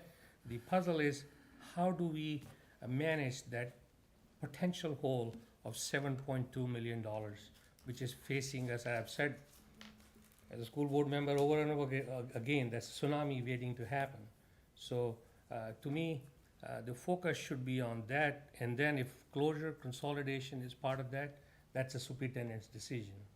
To us, I'd like to see a plan from the administration, what they want us to do, and move forward with that. Take it out your pocket. Dr. Edwards? Well, hold up, time out. Closure is not the superintendent's decision. Recommendation. Well, it will be a recommendation that's coming from actually the governing bodies is what, it depends on where we want to go. But it should take in all the factors, right? So I will factor in on, yes, I like 18-to-1, I like 15-to-1 as a starting point. And if we can do that with the buildings that we have or renovating buildings, I think there are a lot of moving parts that go along with this. But we have to be both fiscally sound but educationally strong, right? And to part of that, going back to Mr. DePaul, at least bare minimum, we can have the budget for each school. You know, right now we are talking in dark. The consultant made a recommendation, close the school, but I don't know whether the school budget is 2 million or 1.5 million or 1.7 million. You see what I'm saying? Mm-hmm. So we are talking about schools, I know numbers are bad to talk about, but sometimes they make you make a sound decision. You are a CFP, you know better than I do, but you know what I'm saying? So once we have all these numbers in front of us, and then it'll add to that sound decision-making process. So to go back to what you're talking about, you're absolutely right. And part of what this process, so I want everybody to remember, we're on a process, right? And it would be great to just, let's say nothing until we have all the data, then spring it all on them, which is not what we wanted. So we did the facility study, and then we kind of waded through that, and then we went to the educational study. This is the outcome of the educational study. Now we need to combine the two together with how does the money and the educational programming move forward. I think one of the reasons why we took pause here is we wanted to see what did the community value, right? So one of the things you'll see in here is there's community value for early learning, pre-K, right? That came out loud and clear to the degree that that factors in anything that we want to do as a decision going forward. There's also community value in workforce and really preparing our kids to be work-ready, college-ready, or have life beyond, as we changed our mission statement to the and beyond part of it. There was a lot of investment in that. So this, where we are at this pivotal point is you had a lot of meetings, you got a lot of input, you took a lot of data, you asked a lot of questions. What did that yield?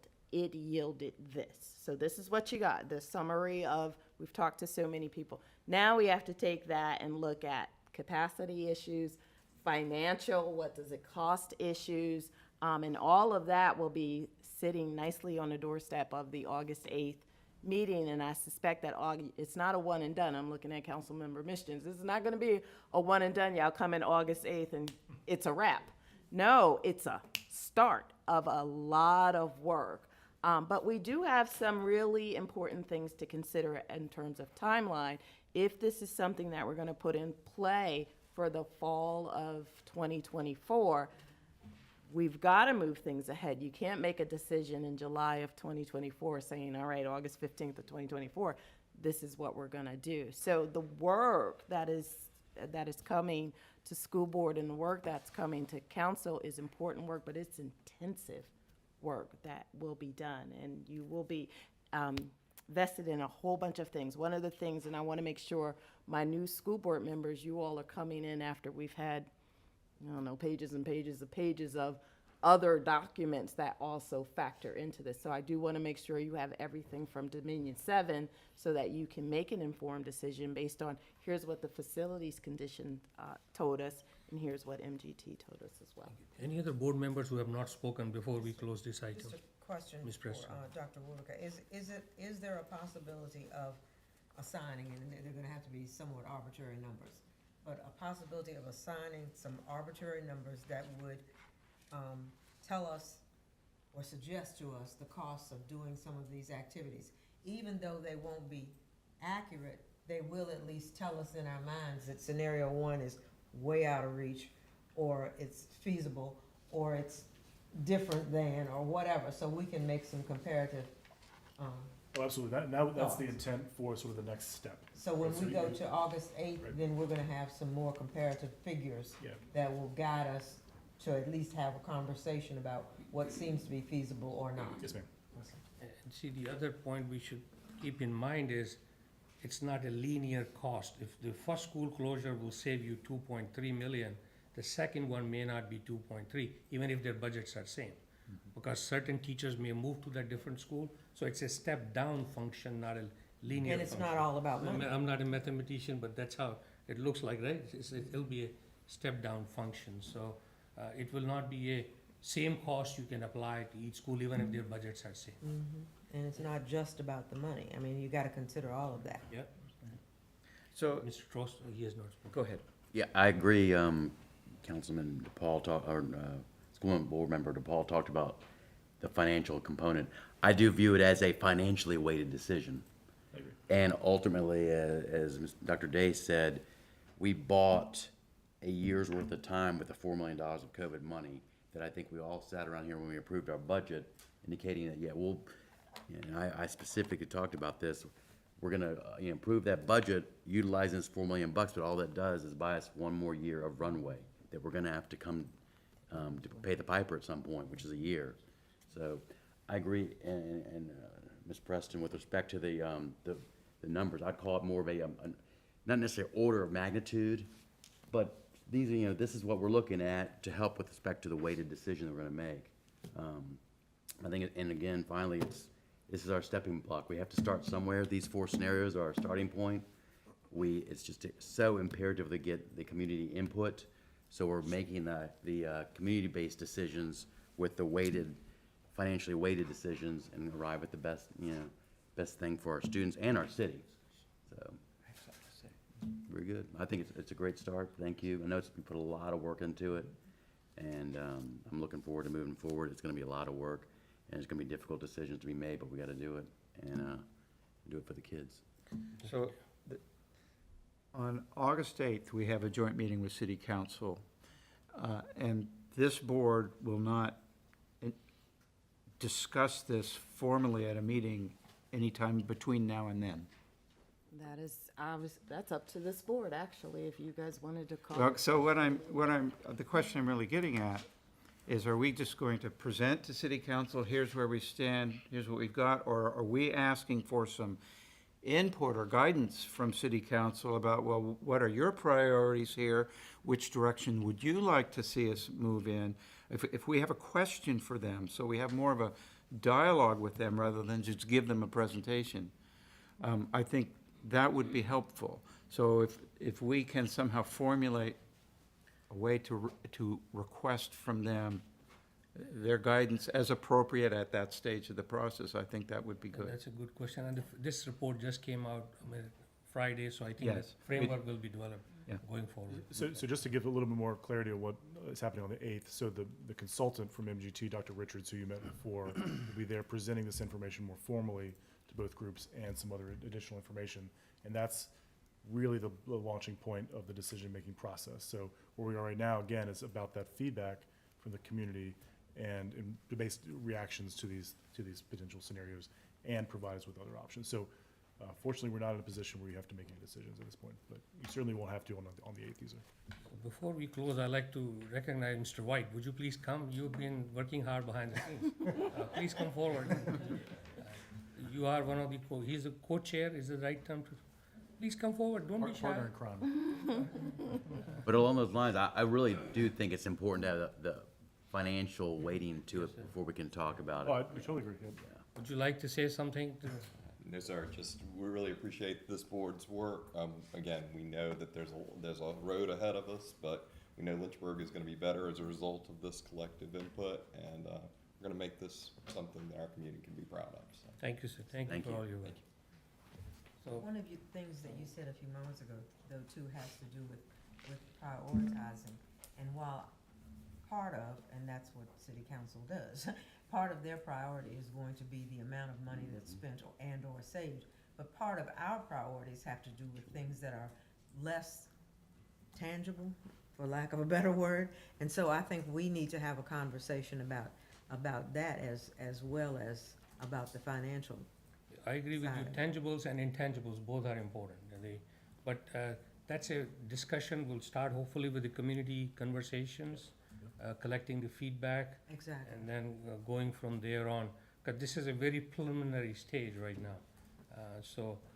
But hoping we'll follow the right process going forward. Dr. Carter, go ahead. And I know that sometimes we think of ideas, but grants, I know there are other schools have utilized or been able to seek or to obtain grants to help with new school buildings. Yeah, absolutely. So other school divisions are doing interesting things. Other communities have made some really good decisions as far as their financial matters to fund those buildings. There's lots of options on the table. The other thing, we'll talk about costs, but the other thing we'd really like to talk about is funding mechanisms too, and how that might work, right? So what we're trying to do is kind of stepwise, do this stepwise, right? And so we, as Dr. Gupta said, we're very early in the process, in this feedback process, and then additionally, in addition to talking about costs, we also need to talk about funding mechanisms as well, and provide those options for you, so. Great, thank you. There's a couple different, there are many different options. Final comment before I close, for the parents who are watching this. We are not here to just close your kid's school down tomorrow. This is a lengthy process. You'll all be involved. Your feedback is very important. And teachers, staff members, all your feedbacks are important. And they will not be going over the heads of any of these school board members, right? We'll duly consider and give them 100% weight. Every feedback, every comment, every statement is important. So this is just the beginning process. This is not the end process. The decision will not be made in haste. Am I correct, Dr. Edwards? Yes. This will not be made just for the sake of making a decision to close your child's school down. But yes, we have some financial tsunamis waiting for us, but that's a bigger discussion beyond school closure to happen. Thank you very much. Thank you, Dr. Wartica, for all your hard work, along with Mr. White. We move on to the next item, which is unfinished business, fiscal year 23-24 operating budget, Dr. Edwards. Yes, and I don't have much here except to just kind of cycle back to the Joint Legislative Audit and Review Commission gave a presentation on the Virginia K-12 funding formula. It was pretty lengthy, and unfortunately, I was unable to watch it. I was at a lab school meeting, but I did provide for all of you a copy of the 130-plus document on there. But there are some good things in there that they have sort of recognized that, you know, superintendents have been talking about. We've been talking about the support cap and really the need to eliminate the support cap from the budget. Obviously, increasing teacher salaries and staff salaries, Virginia to be more competitive at the national level. That is in this document, and what I'm going to do over the next couple days is really dive into it in more detail. And also just to remind you that we do not have state funding yet. So we are still kind of sitting, waiting for that to happen. So I'm hopeful that this report came out and perhaps we'll see some positive uptrend in terms of school funding and some changes that will benefit our students and our staff in ways that this board is already, I mean, you guys were very aggressive with your 1550 proposal, and I think some of this study actually just co-signs what you all were doing. Dr. Gupta, you were like the first pioneer on living wage, when many of us hadn't even heard about it, researching MIT. And again, it's, you know, that those things are co-signed in this study. So hopefully, as we move forward, our operating budget, cross our fingers that it'll be positive and favorable for our students, and it will also help us start to address the need for, you know, we're trying to retain quality staff when they can just go, you know, 10 miles either direction and make more money. If we become more competitive, that will certainly help us. Any questions for Dr. Edwards? One question. It was brought up about grant money. We have, the question would be is, has LCS been investigating grants? Okay. I got the impression that they weren't exhaustive in their search. I just got that, as long, okay. Bad impression. In fact, they, I'm gonna, if I could toot your horn for you, Dr. Edwards has specific personnel whose job is to go out and seek and obtain these grants, and I think it's fantastic. You've done an excellent job at that. I appreciate that, and your staff members are doing that. Probably 30, 40, some of the work. 50 active grants right now, Yeah. right? Thank you for clearing up my misconception. Absolutely. Thank you. No problem. Thank you. We move to item J2, reorganization work session topics. Sure. And this is not an action item or anything, but I really wanted to just bring it to your attention, some of the items that we're going to go into more detail in on our work session, which is the July 25th. And part of what we want to do, this is different than what we have done in the past. You know, normally when we do work sessions, it's usually my staff coming and bringing a presentation from student services or from behavior or HR department or the community relations department. This next work session, which is in 2 weeks, is really focusing on board work, right? And really the work that you all do in terms of your service to our students and our staff, but also committee work and solidifying some of those good things that we talk about. So it looks very exhaustive, but that was because I wanted particularly new board members to have the opportunity to go back and look at policy, because almost everything that you do is governed by a policy somewhere. If you can think about it, I could probably Google on Board Docs and find that policy. And then we need to talk about the procedures and things that we're going to do. So just briefly, I did include the existing norms and protocols. That is something where usually in September, we attend a governance meeting with VSBA. We look at that. That has been revised over the years, but until it is revised, we're under those current norms and protocols. So that's something that we'll talk about. Your big job, obviously, is evaluating school superintendent as well as board self-evaluation and policies. So there, and for new school board members, we probably scared you when we sent you all the dates and all those different groups, but there's a lot of additional work that goes on behind the scenes. That's not every other Tuesday when we have work sessions and board meetings. There are committee meetings, there are policy meetings. So this is just a list of, is this okay? Are these the things that we want to talk about next Tuesday, or in 2 weeks on Tuesday?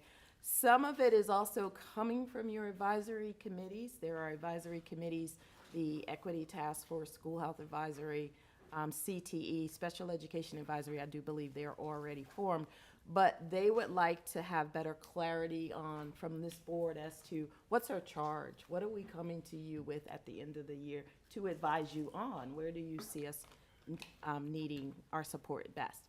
So these are some of the broad topics for Tuesday. We can add, we can delete, we can change, but it's all up to the will of the board. Thank you, Dr. Edwards. I wanted to bring one document to your attention, which is on your package. This is the committee choice. I know we'll discuss the committee structure in the work session.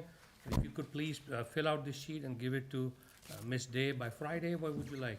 That's fine. By this Friday, you can email it to her, scan it, or you can give her a hard copy of this, this choice thing will be wonderful. In terms of committee structures, I wanted to bring certain things to your attention. And this has been I brought it up during our retreat last year. You know, we are an academic district. Our core business is to provide education. But we don't have a board oversight committee on academic success. So should this board consider to formulate that committee? The other dilemma I have faced every time I've been on this board is we set policies, and one of the policies we set is discipline policies. Then if somebody fails to create a violent act, the principal sends that kid out for 364-day suspension following the policy. Comes to superintendent, she follows the policy, then it comes to the board-run discipline committee. The board-run discipline committee, the same board which set that policy up. And most of the time we waive that policy. So we set the policy and we waive the policy. You see what I'm saying?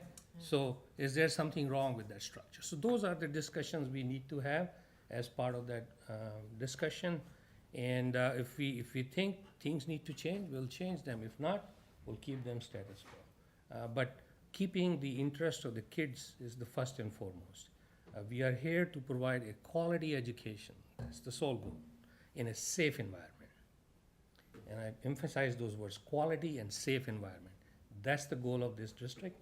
And Dr. Edwards, you'll agree, right? That's our primary purpose. Mm-hmm. And I'll just say one more thing, and I'll give opportunity to 3 new board members to introduce themselves. 2 things I have discussed with Dr. Edwards. We are changing it. The board agenda prep meetings right now happens in the central office. We'll be moving to the schools, so we'll rotate schools, so that way they can see the school leadership, chair, vice chair, for those prep meetings. And hopefully the city leadership, mayor, vice mayor, meets with the school board leadership. Those meetings will move out of a central office to a school. So more visibility in the schools.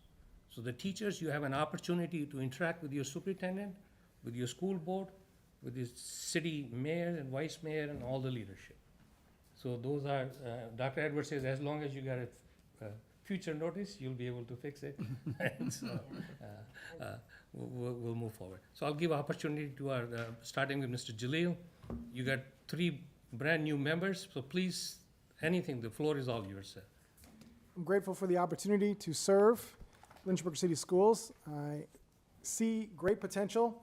I believe that that subject is correct to keep as a priority. Quality is what we need, and safety is very important. So I'm looking forward to being a part of making Lynchburg City Schools a great place to come and bring your family and your students to learn.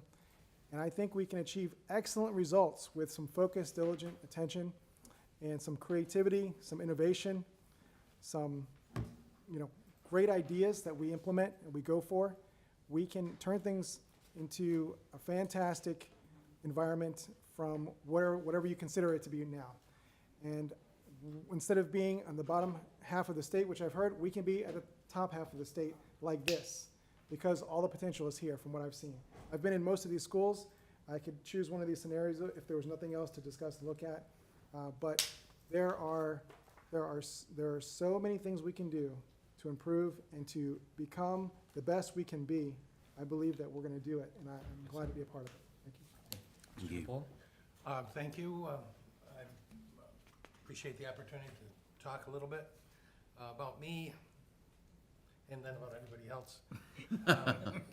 I'm a certified financial planner. I've had a very successful business for the past 30+ years. Money is very important, regardless of what your thought about is where you prioritize it.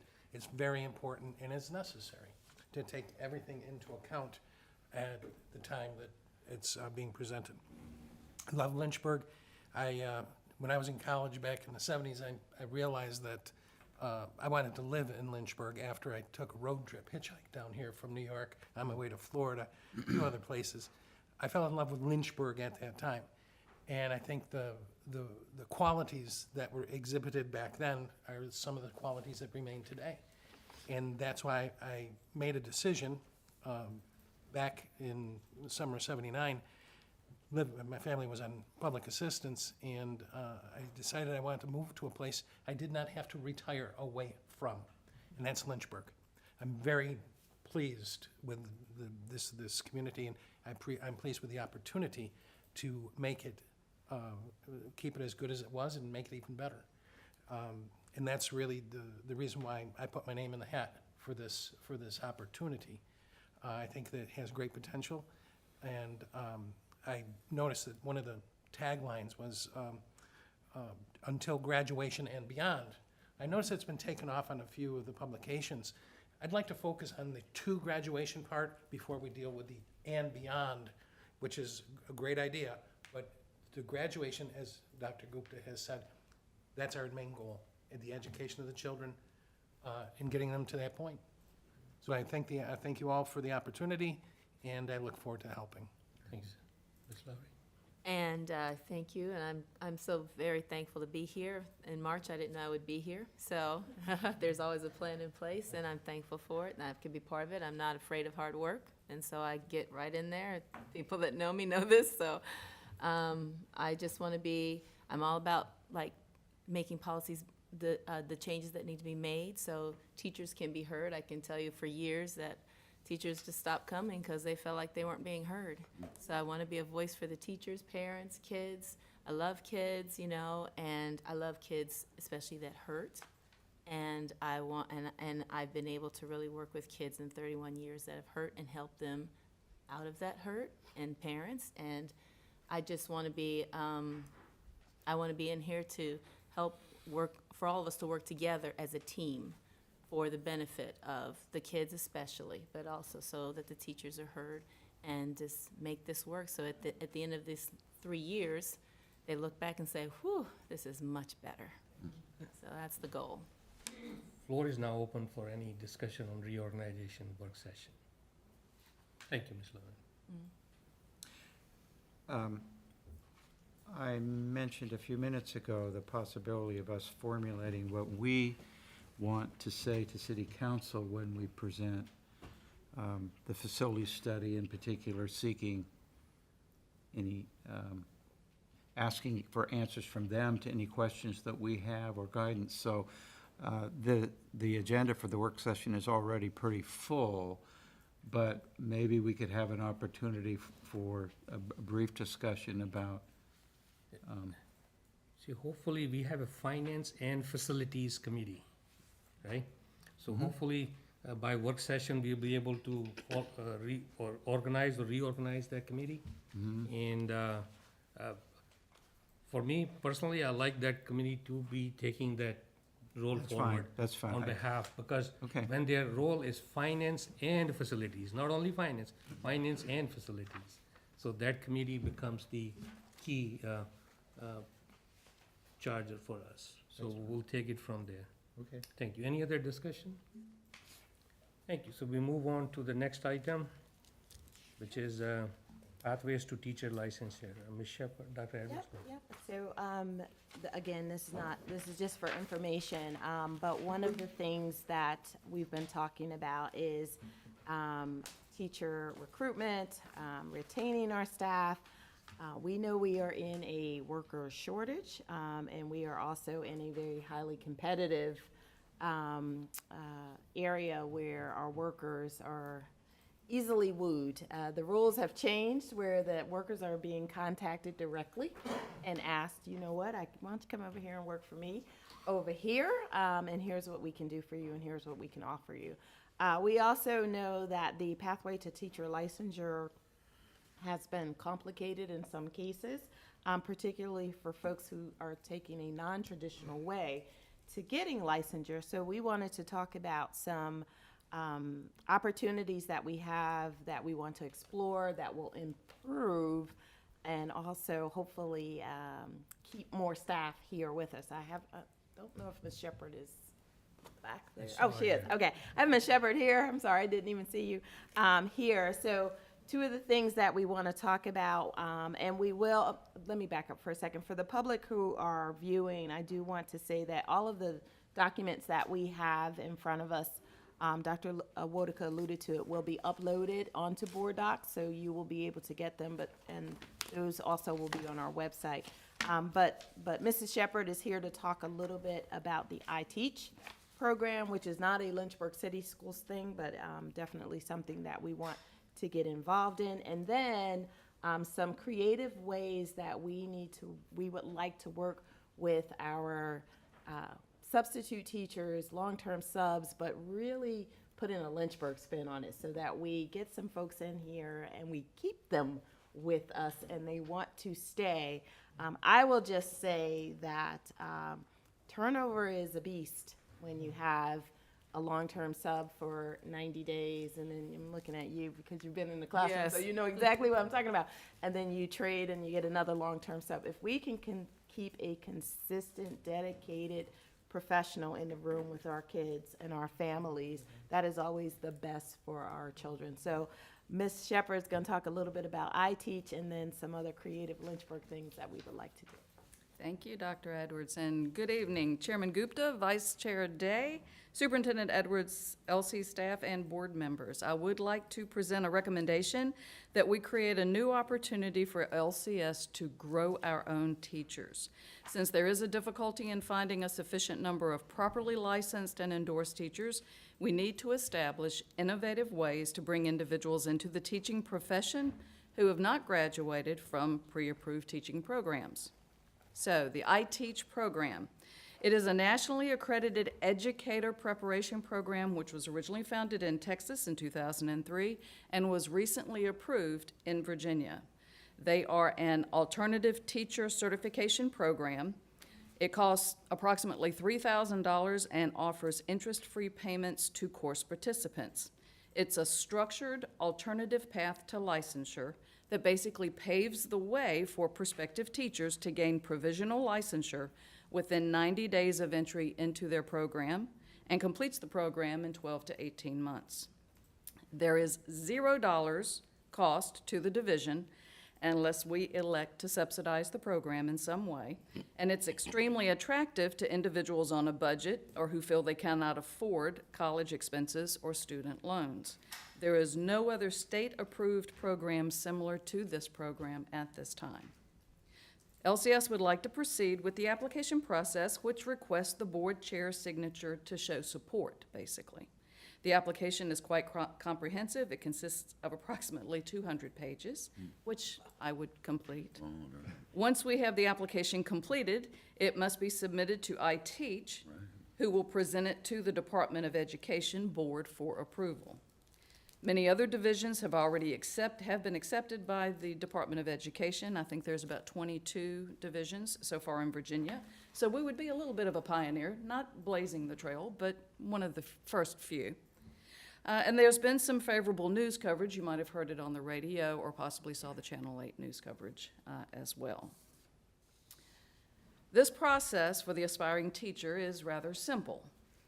We would create a classified teacher letter of agreement which identifies the prospective new hire as an individual who holds a bachelor's degree in a core content area and desires to become licensed by the Virginia Department of Education to teach in the public school. We'll bring this new hire on board at a salary which is at the 90th percentile of the entry-level step 0 on the teacher pay scale. The candidate agrees to assume the classroom responsibilities as the teacher of record with the understanding that he or she will initiate the alternative route to licensure either independently through one of the local college programs if they so choose, or they can elect to participate in the iTeach program. This classified teacher approach allows the HR department to remove any ambiguity in extending offers to personnel based on whether one is kind of close to provisional licensure.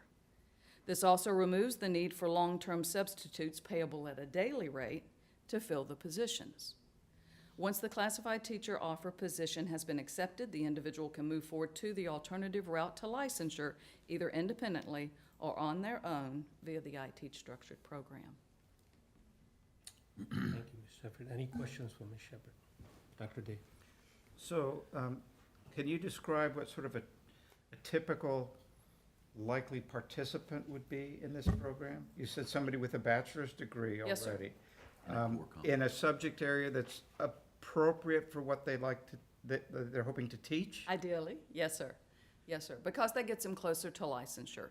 Basically, if one has graduated through one of the local colleges and has a bachelor's degree in a core content area, say English or history or science or something like that, but they didn't come through the teacher prep program, they would not have graduated with the necessary coursework in order to be provisionally licensed coming to us. You're probably familiar with the term career switcher. There are 5 universities and colleges in the area that has particular career switcher programs. It's a specific program that the VDOE recognizes, and a lot of folks will use the term interchangeably with one who is changing a career to start teaching. Okay, so the career switcher program is a very defined program and has specific colleges. That's not the program I'm talking about. I'm talking about someone who has been out in the workplace, who might be a certified financial planner who decides he wants to be in the classroom and wants to bring that skill set into the classroom. He holds a bachelor's degree. He can either do his own thing if he wants to with the local colleges, or he can elect to participate in the iTeach program because there's minimal coursework that's going to be required. Basically, the roadmap is already provided for him, and within 90 days, we have a provisional license. The provisional license lasts for 3 years. They have additional course content they have to complete in order to get a renewable license through the Virginia Department of Education, which would then last them for 10 years. Ms. Lowry? I'm sorry. And Ms. Lowry was next, I'm then Ms. sorry. Preston. No, that's all right. My question is, how would you do that for elementary? Because we teach all 4 core content. So it would be limited to, I mean, we might have someone that is elementary education that didn't come through a teacher prep program, okay? It could be something that maybe has a broader scope. It could be a liberal arts bachelor. I mean, we're not necessarily looking for someone with a psychology degree, but it's possible. It's just that the roadmap to get them to that provisional license, basically they're foundational classes, methods of teaching classes, so they might have to take another class or two, but for the most part, if they've got a bachelor's degree, we can probably get them into the program. It just might take them a little longer than 90 days to be provisionally licensed. And this might be just a little off subject, but would there be a discipline class they would have to take or something? Because that's the big issue with new teachers. They want to stay because of the kids are too mean or this or that or the other. Is there something in this I Teach program that has, this is how you manage a class, Yes, ma'am. behavior-wise? Yes, ma'am. Classroom management is part of the structured program. It's also required by the VDOE in order to be licensed. So classroom management is one of the core content or base classes. Ms. Preston? Oh, by whom and how are these participants evaluated? I'm not sure I understand the question, ma'am. Evaluated, As far as whether or not they're eligible for licensure, they're ready for licensure, they're ready to step into the classroom, is that done by Lynchburg City Schools? Is that done by VDOE? Who does the evaluation of? well, it depends on whether they wish to participate in the I Teach program. If they are participating in the I Teach program, by all means, they're evaluated by the I Teach professors. So the professors through I Teach do the That is correct, and they all hold a minimum of a master's degree. Gotcha. Yes, ma'am. Dr. Carter and Mr. Jalil. Can you repeat about the $3,000? What did you say about that? Well, the I Teach program is, it starts out with a $250 application fee, and then there is an additional $2,800 that is required in order to complete the program. That $2,800 is, they work out payment plans basically over the course of the next year. So it's very attractive. It's rather affordable, especially since we are looking at the initial salary for a teacher in this program at the 90th percentile of the 47,000 is 40, I think it's like 42.3, something like that. I don't have the calculator. I do HR, I don't do math. Well, that was So my I next think, question. but roughly $43,000. I mean, that's a pretty sweet starting salary. Okay, and that was and my a next career question path. about the 90th percentile. Pardon? So that's something that we have to guarantee, that we can hire the person at the 90th percentile, and how does Well, keep that- in mind that these positions are already budgeted. The idea is for these individuals to fill our vacant positions because we don't have licensed teachers right now. We're all fishing in that same little pond, and so it's very difficult with all the different divisions and schools that we have around here. We're all jockeying for the same candidate. Yeah, it's So 90% we're trying to grow our own. of step zero. So that's what that Right. salary is. But we've budgeted either 100% of step zero or a little bit higher depending upon the position, because we might have median budget. So for us, the money is there, to And get. does this put this person above a teacher that's been, okay. No. Entry level would be 47, they'd be coming in at 90% of that. Mr. Jalil, go ahead. Yes, thank you. Can you grandfather existing subs into the I Teach program? As long as they have a bachelor's degree, yes. Okay. How are candidates or paras invited into that program? So if they do not already hold a bachelor's degree and they are interested, I Teach does have an approach for getting folks ready to do that. I haven't investigated that as much as I have this particular program, because ideally I want to get folks that are ready to assume the classroom. So, but yes, they do offer opportunities for instructional assistants or folks that have college credit but have not gotten across the finish line just yet. Okay, and part of that is with the existing substitutes, how would they know that this is available to them? Somebody has to advertise. Well, we're obviously going to market this pretty considerably. It is going to be a recruiting tool, and it can be a recruiting tool internally as much as externally. So once we have the approval, once we know we're able to move forward with this, then the idea is we're just going to market the heck out of it and hope folks are going to be interested in assuming that opportunity. So the biggest marketer is actually the building principal. They call us frequently and say, what can we do to keep Amy Pugh here? And we're willing to explore all options. So I think to the degree that the administrative staff, the building level staff is very vested in the need for consistency. They don't like turnover. They don't like training teachers. They don't like having vacancies. So I don't think the marketing will be as much of a concern as it is just, it's something new that we wanted to bring to you all and just let you know of some of the efforts that we're trying to really be more competitive and get teachers in. But I think the principals will jump on board rather quickly. What's Amy's answer? I would absolutely do it. If I had a bachelor's degree and this was an opportunity for me, I would absolutely participate. It is a wonderful option, especially at the, affordable price, $3,000 to get licensure versus having to complete, a traditional program in some cases, which is very expensive in the area. So I would absolutely want to stay. Thank you. Dr. Day? So the $3,000 is the cost to the participant unless we chose to subsidize it. And the Yes. point I was going to make is that the community could choose to subsidize it too. Someone could set up a scholarship program and one of the community agencies, Partners in Education, whatever, could do that too. So it's a way that the community could contribute that. And since the cost per person is pretty low compared to tuition for a bachelor's degree, it would be a pretty dollars well spent, I would think. Now, what you're asking for tonight is approval for the chair to sign off on this, am I correct? Basically is to introduce the concept to you, hopefully get your support. It does not require an approval or a vote by the board, but we certainly want you on board in supporting this. So it was to present it to you and give you the opportunity. Yeah, there's no action, just information, but if we would Thank never you. do this without. Thank you very much, Ms. Shepherd, for all your hard work and effort. Absolutely. Very good. Appreciate it. Thank you. Before we move on Thank you. to item K2, I'd like to, I see, without my glasses, I cannot see that far. Councilman Mischin is there. Would you like to say a few words?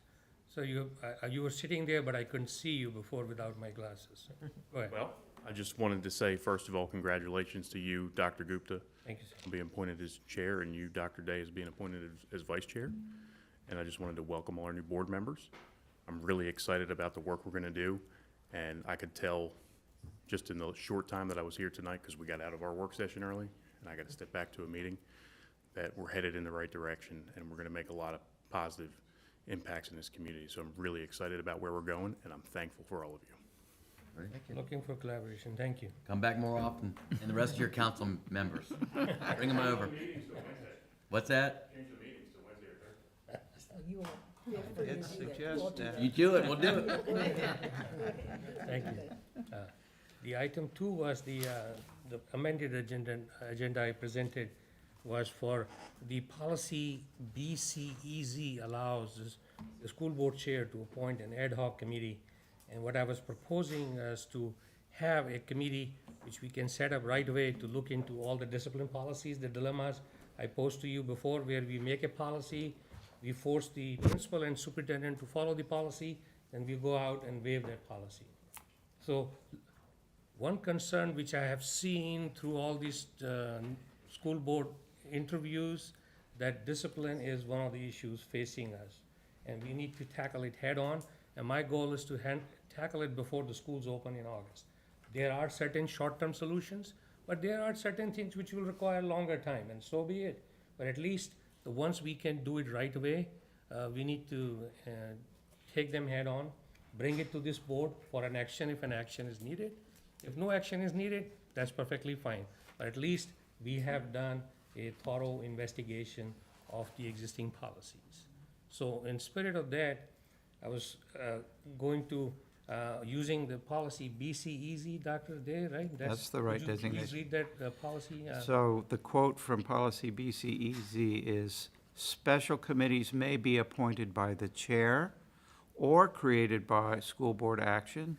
These committees shall be appointed or created for a specific purpose and shall expire upon completion of the assigned task unless school board action authorizes temporary continuance of such committees. So using that policy BCEZ, I'm proposing to create this subcommittee or committee to look into all the discipline processes and procedures and policies. And that committee will consist of Dr. Day as the chair, Ms. Lowry as the other board member, and Mr. DePaul as the 3 board members. And a parent, Ms. Rebecca Turner, she just left. She was there. Has she left or she's just stepped out? City council starts in 10 minutes. Okay. Ms. Rebecca Turner, she got kids in T.C. Miller, she got kids in Lynchburg Middle School, which will be going into E.C. Glass. So that's a parental involvement and a superintendent designee. Superintendent or superintendent designee. So hopefully as we meet, Dr. Brown is there. Brown. The purpose is not to shortcut anything. The purpose is to take a deeper dive with a fresh set of eyes.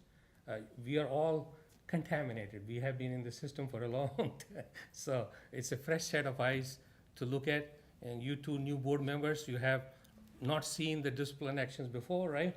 And Dr. Day could be the guy who's guiding the light, but having a fresh set of eyes, that was the objective.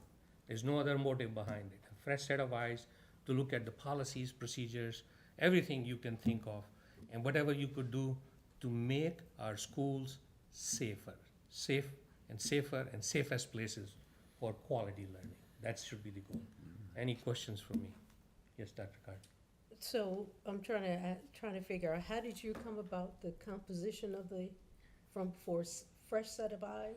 I picked up the 2 brand-new school board members, and I picked up the vice chair as the, Is this similar to the student services policy work? no, this is a ad hoc committee. Okay, and it's gonna look at totally just doing what, the disciplinary committee? Every discipline policy, procedures, the structure of discipline committee, anything which comes under the umbrella of discipline. Okay, so we also there's other guidance that we go by also, if I'm correct, Dr. Brown? So I think it would be entirely appropriate to bring Dr. Brown or anyone else in who can help us. In fact, if I'm to be the chair, that would be one of the first things I think that we'd want to do is invite Dr. Brown to come review for us what the current state of affairs is, how the policy works, and then talk about where we go from there, what things we want to consider. Or so are we looking at the policies, or are we looking at the disciplinary committee itself? Everything is on the table, because it's you looking at policies, procedures, and that includes the discipline committee. So anything and everything under the discipline, but this is just an ad hoc committee which will bring their findings to the school board on an ongoing basis. So it's not like bypassing the board, it is somebody to go out there and take a deeper dive into the issue of discipline.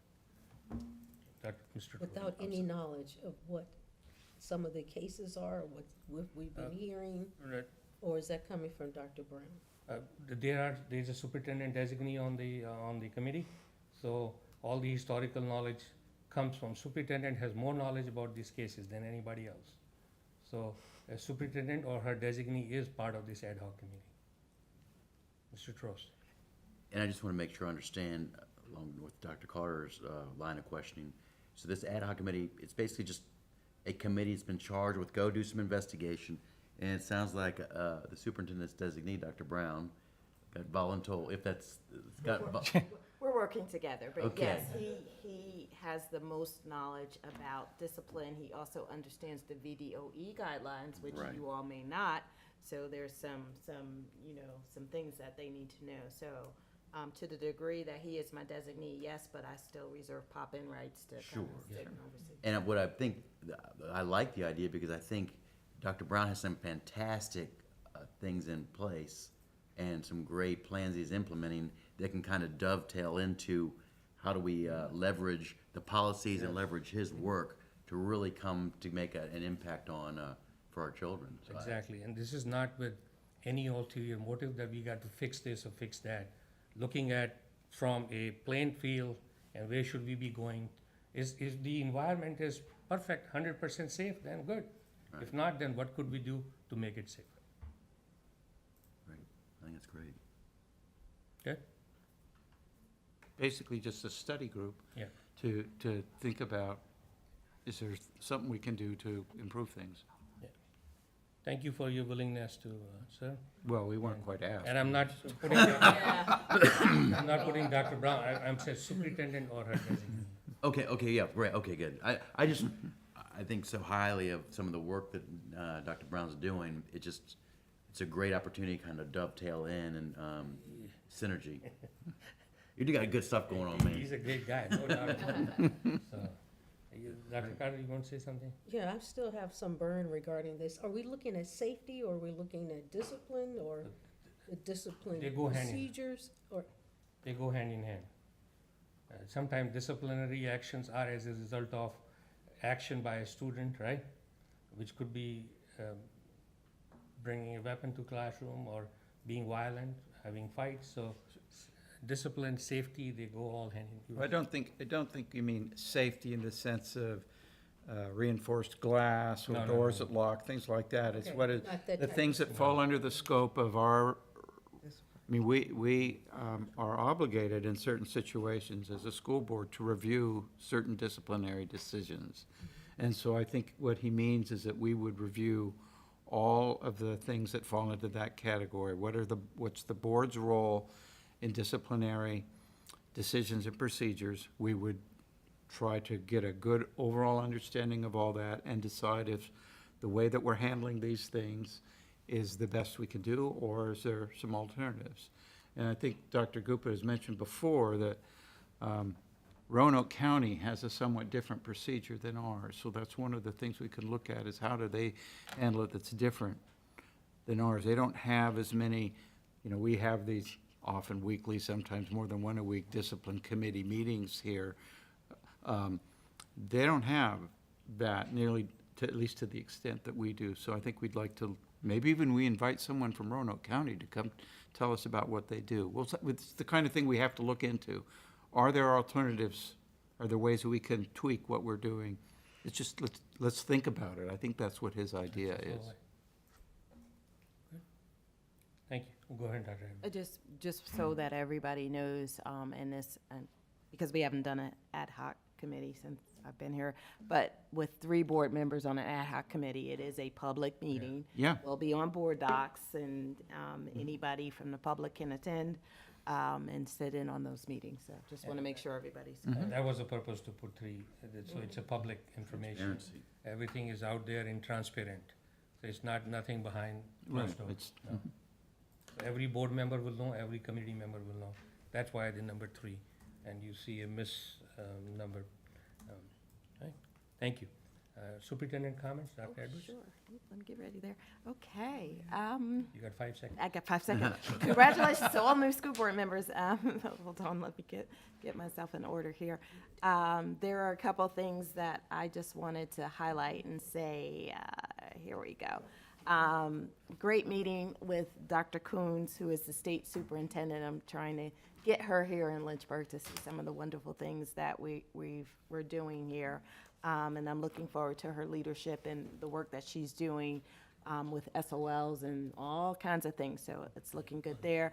Just want to thank once again Rick Reed, our community members, and our police department, Dr. Wodika, and many others for our community safety initiative. This really is safety when we're talking about the EC Glass, the project to put the film around EC Glass and ultimately all of our schools. So grateful for them. I did have a meeting with the Blue Ridge Rising group, who is trying to have more awareness about the Blue Ridge Parkway here in Lynchburg. So they had some very interesting ideas. They are actually traveling along the Blue Ridge from where we are all the way into North Carolina and so on and so forth. We had a great summer luncheon. Thank you to our hospitality crew, of which Miss Day is one of our hospitality members in this building. A little bit of love goes a long way when it comes to staff appreciation and just the summer luncheon here. I did get to visit the Power Scholars program. Delegate Walker came and joined us, as well as Mark Schul. And some members from the YMCA to see the awesome program. And I promised, this is your moment, Zoe, who is in the Power Scholars Program, who made me, while I was there, a keychain with my name on it in the class with a nice heart on it. So I did go to Zoe. I saw Zoe today, and I told her I am going to show this to all of the school board to show the kind of work that you all are doing. And she immediately crafted this on her own. She did the programming and everything. So I'm so grateful for her. And the work that they're doing in that Power Scholars program and all of our programs. So shout out to Zoe. Couple quick things. Bass starts school on Tuesday. It's hard to believe, but the first day of school for Bass students, and we're going to be there cheering them on, is Tuesday. Convocation is going to be August 7th at EC Glass. I'll be sending you more information about that, and the chair does speak and welcome our staff back on convocation. Enrollment day is August 9th. We have a collaborative back-to-school event on August 12th with One Community, One Voice, and the first day for all of our other students is August 15th. So where did summer go? It is here. Our BAS staff is already back doing training, and our other staff will be back shortly. So. Dr. Edwards, could you mention the bus arrival time? When does it start? Say that one more time. What time the buses start arriving at Bass? Where do we meet at Bass? About 8:30-ish when we do our 8:20. I would say a little bit earlier. A little bit earlier, 8:15. Yeah, school's at 8:35, and so I would think 8:15. Okay, 8:15. Any school board members planning to be there, 8:15 is the time. I will send you more information. Once my weekly newsletter starts coming out, you'll have all those updates. Thank you. Next section is board comments. Mr. Andrews, we'll start with you. I just welcome the new members. Welcome aboard. Ms. Preston? Well, I will repeat what Anthony said. Welcome aboard. We look forward to having you here and look forward to all the contributions I know you're going to make. And I'll echo that welcome aboard. I'm excited to hear that you guys are already engaged with very good questions and comments. It's nice to hear that. I'm looking forward to a wonderful year, and hopefully we're going to get a lot accomplished, and appreciate that. And anything you need from me, please let me know. I will say, as a new school board member, the program that Tina has put in place for you to go to these new school board member orientation meetings is fantastic. You'll learn a lot from it. So I encourage you to catch them all. Thanks. Dr. Carter? And I also welcome you all here, and also to our master board. We are a master board, and we behave ourselves in such a manner that we bring dignity to our students and to the city, and so that students won't get in trouble for things that we do here. The other thing is the elementary school, just a shout out to the elementary school bookkeepers, who now have 4 schools instead of 3, and they received a perfect rating from the recent audit. And if I'm correct, this is the 2nd consecutive year. Oh, very good. So just a shout out to them. And I just ask the community, if you see your school listed on here or don't, to please come out to these meetings. And as Dr. Whitaker said, these will be put on the board doc, so please look. The next one, first one coming up is Monday the 17th, so please come out. Dr. Coleman, would you please explain the master board to the new board members, please? If you don't mind. You're the senior most member. Okay, no pressure.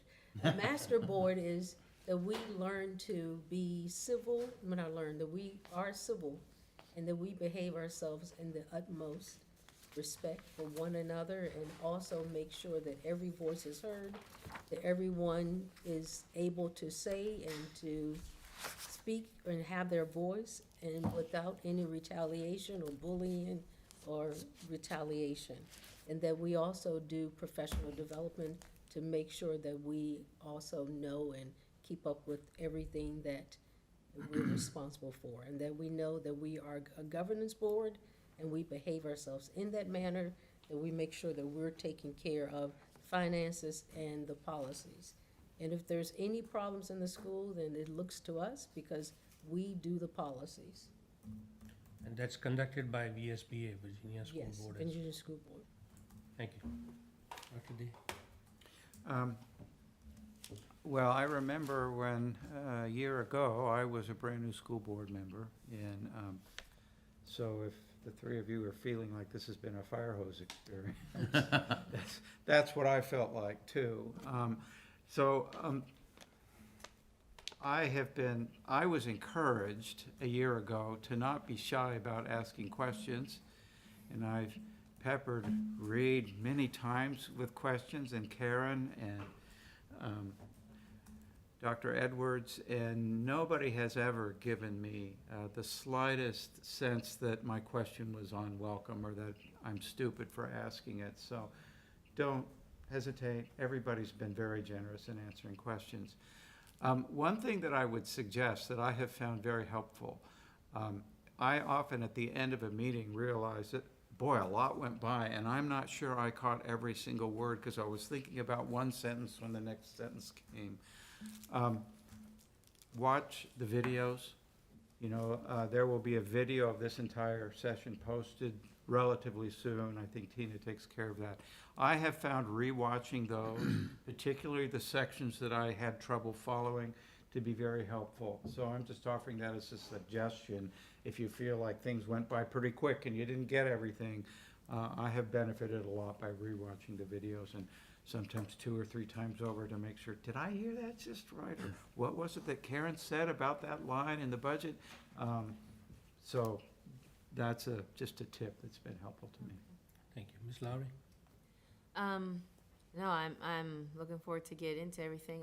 I'm thankful for everybody that's worked so hard for all the work you've already done. So it does, in a way, make our job a little easier. You've done all of the other work for the schools that you're gonna have to do, but that we're gonna have to make decisions on. But no, I'm looking forward to learning because I know I need to learn a lot. So, but I'm also looking forward to being part of the group and to bring whatever I can to make it go forward. And I'll have a lot of questions as well. So, ask Tina. I just if I get your email, you're in trouble. So, anyways, but no, I'm looking forward to it. So, thank you. Thank you all very much for a welcoming environment. I'm looking forward to working with each and every one of you. I'm pretty direct when I talk, so just looking forward to not having any misunderstandings, as I'm not afraid to ask. I'll call you out, no Yeah, problem. that's right. And it's never a malicious, that's the way we are. I'm very straightforward. So. That's We'll get my along point. well. Yep. If you are confused with anything I say, please ask, because I'll ask you when I'm confused. Perfect. Thank you. Good. You two will be sitting together now. Okay. Mr. I second that motion. Likewise, I think teamwork makes the dream work. So if we're all on the same page, we can move things forward much more smoothly and effectively. Thank you. That's about it. But do we have a transcript of the public comment? Or can you direct me to where it's posted? I think Ms. Day sent an email out. Email. It was emailed. It's in your lcsedu.net email. Great, She did send out earlier today great, the email of the whole transcript of that message. wonderful. And I'm glad someone mentioned that we're going to meet the staff and the principals, regularly or at some point, because otherwise I'd ask, principals to come in and meet the board, 1, 2, I'd like to see 2 or 3 principals every month. They're always welcome to have you come to the school and meet them there, too. They're usually eager to show you around. Yeah, there's communication will not and should not be a problem. It should be an issue. So thank you very much for your trust in me being the presiding officer. That's all I do. Just a traffic cop, nothing more than that. But hopefully we can make this district the shining stars. You said, I lived in Iowa. They used to say, is there a heaven on earth? That's Iowa. So when I moved here 26 years ago, is there a heaven on earth? Yes, it's Lynchburg. And all of us come here thinking I'll stay 1 year, 2 year, 3 year, and the time flies by. And kids grow up, like Dr. Waterguy has grown up. His father used to be my doctor, he retired, things change over a period of time.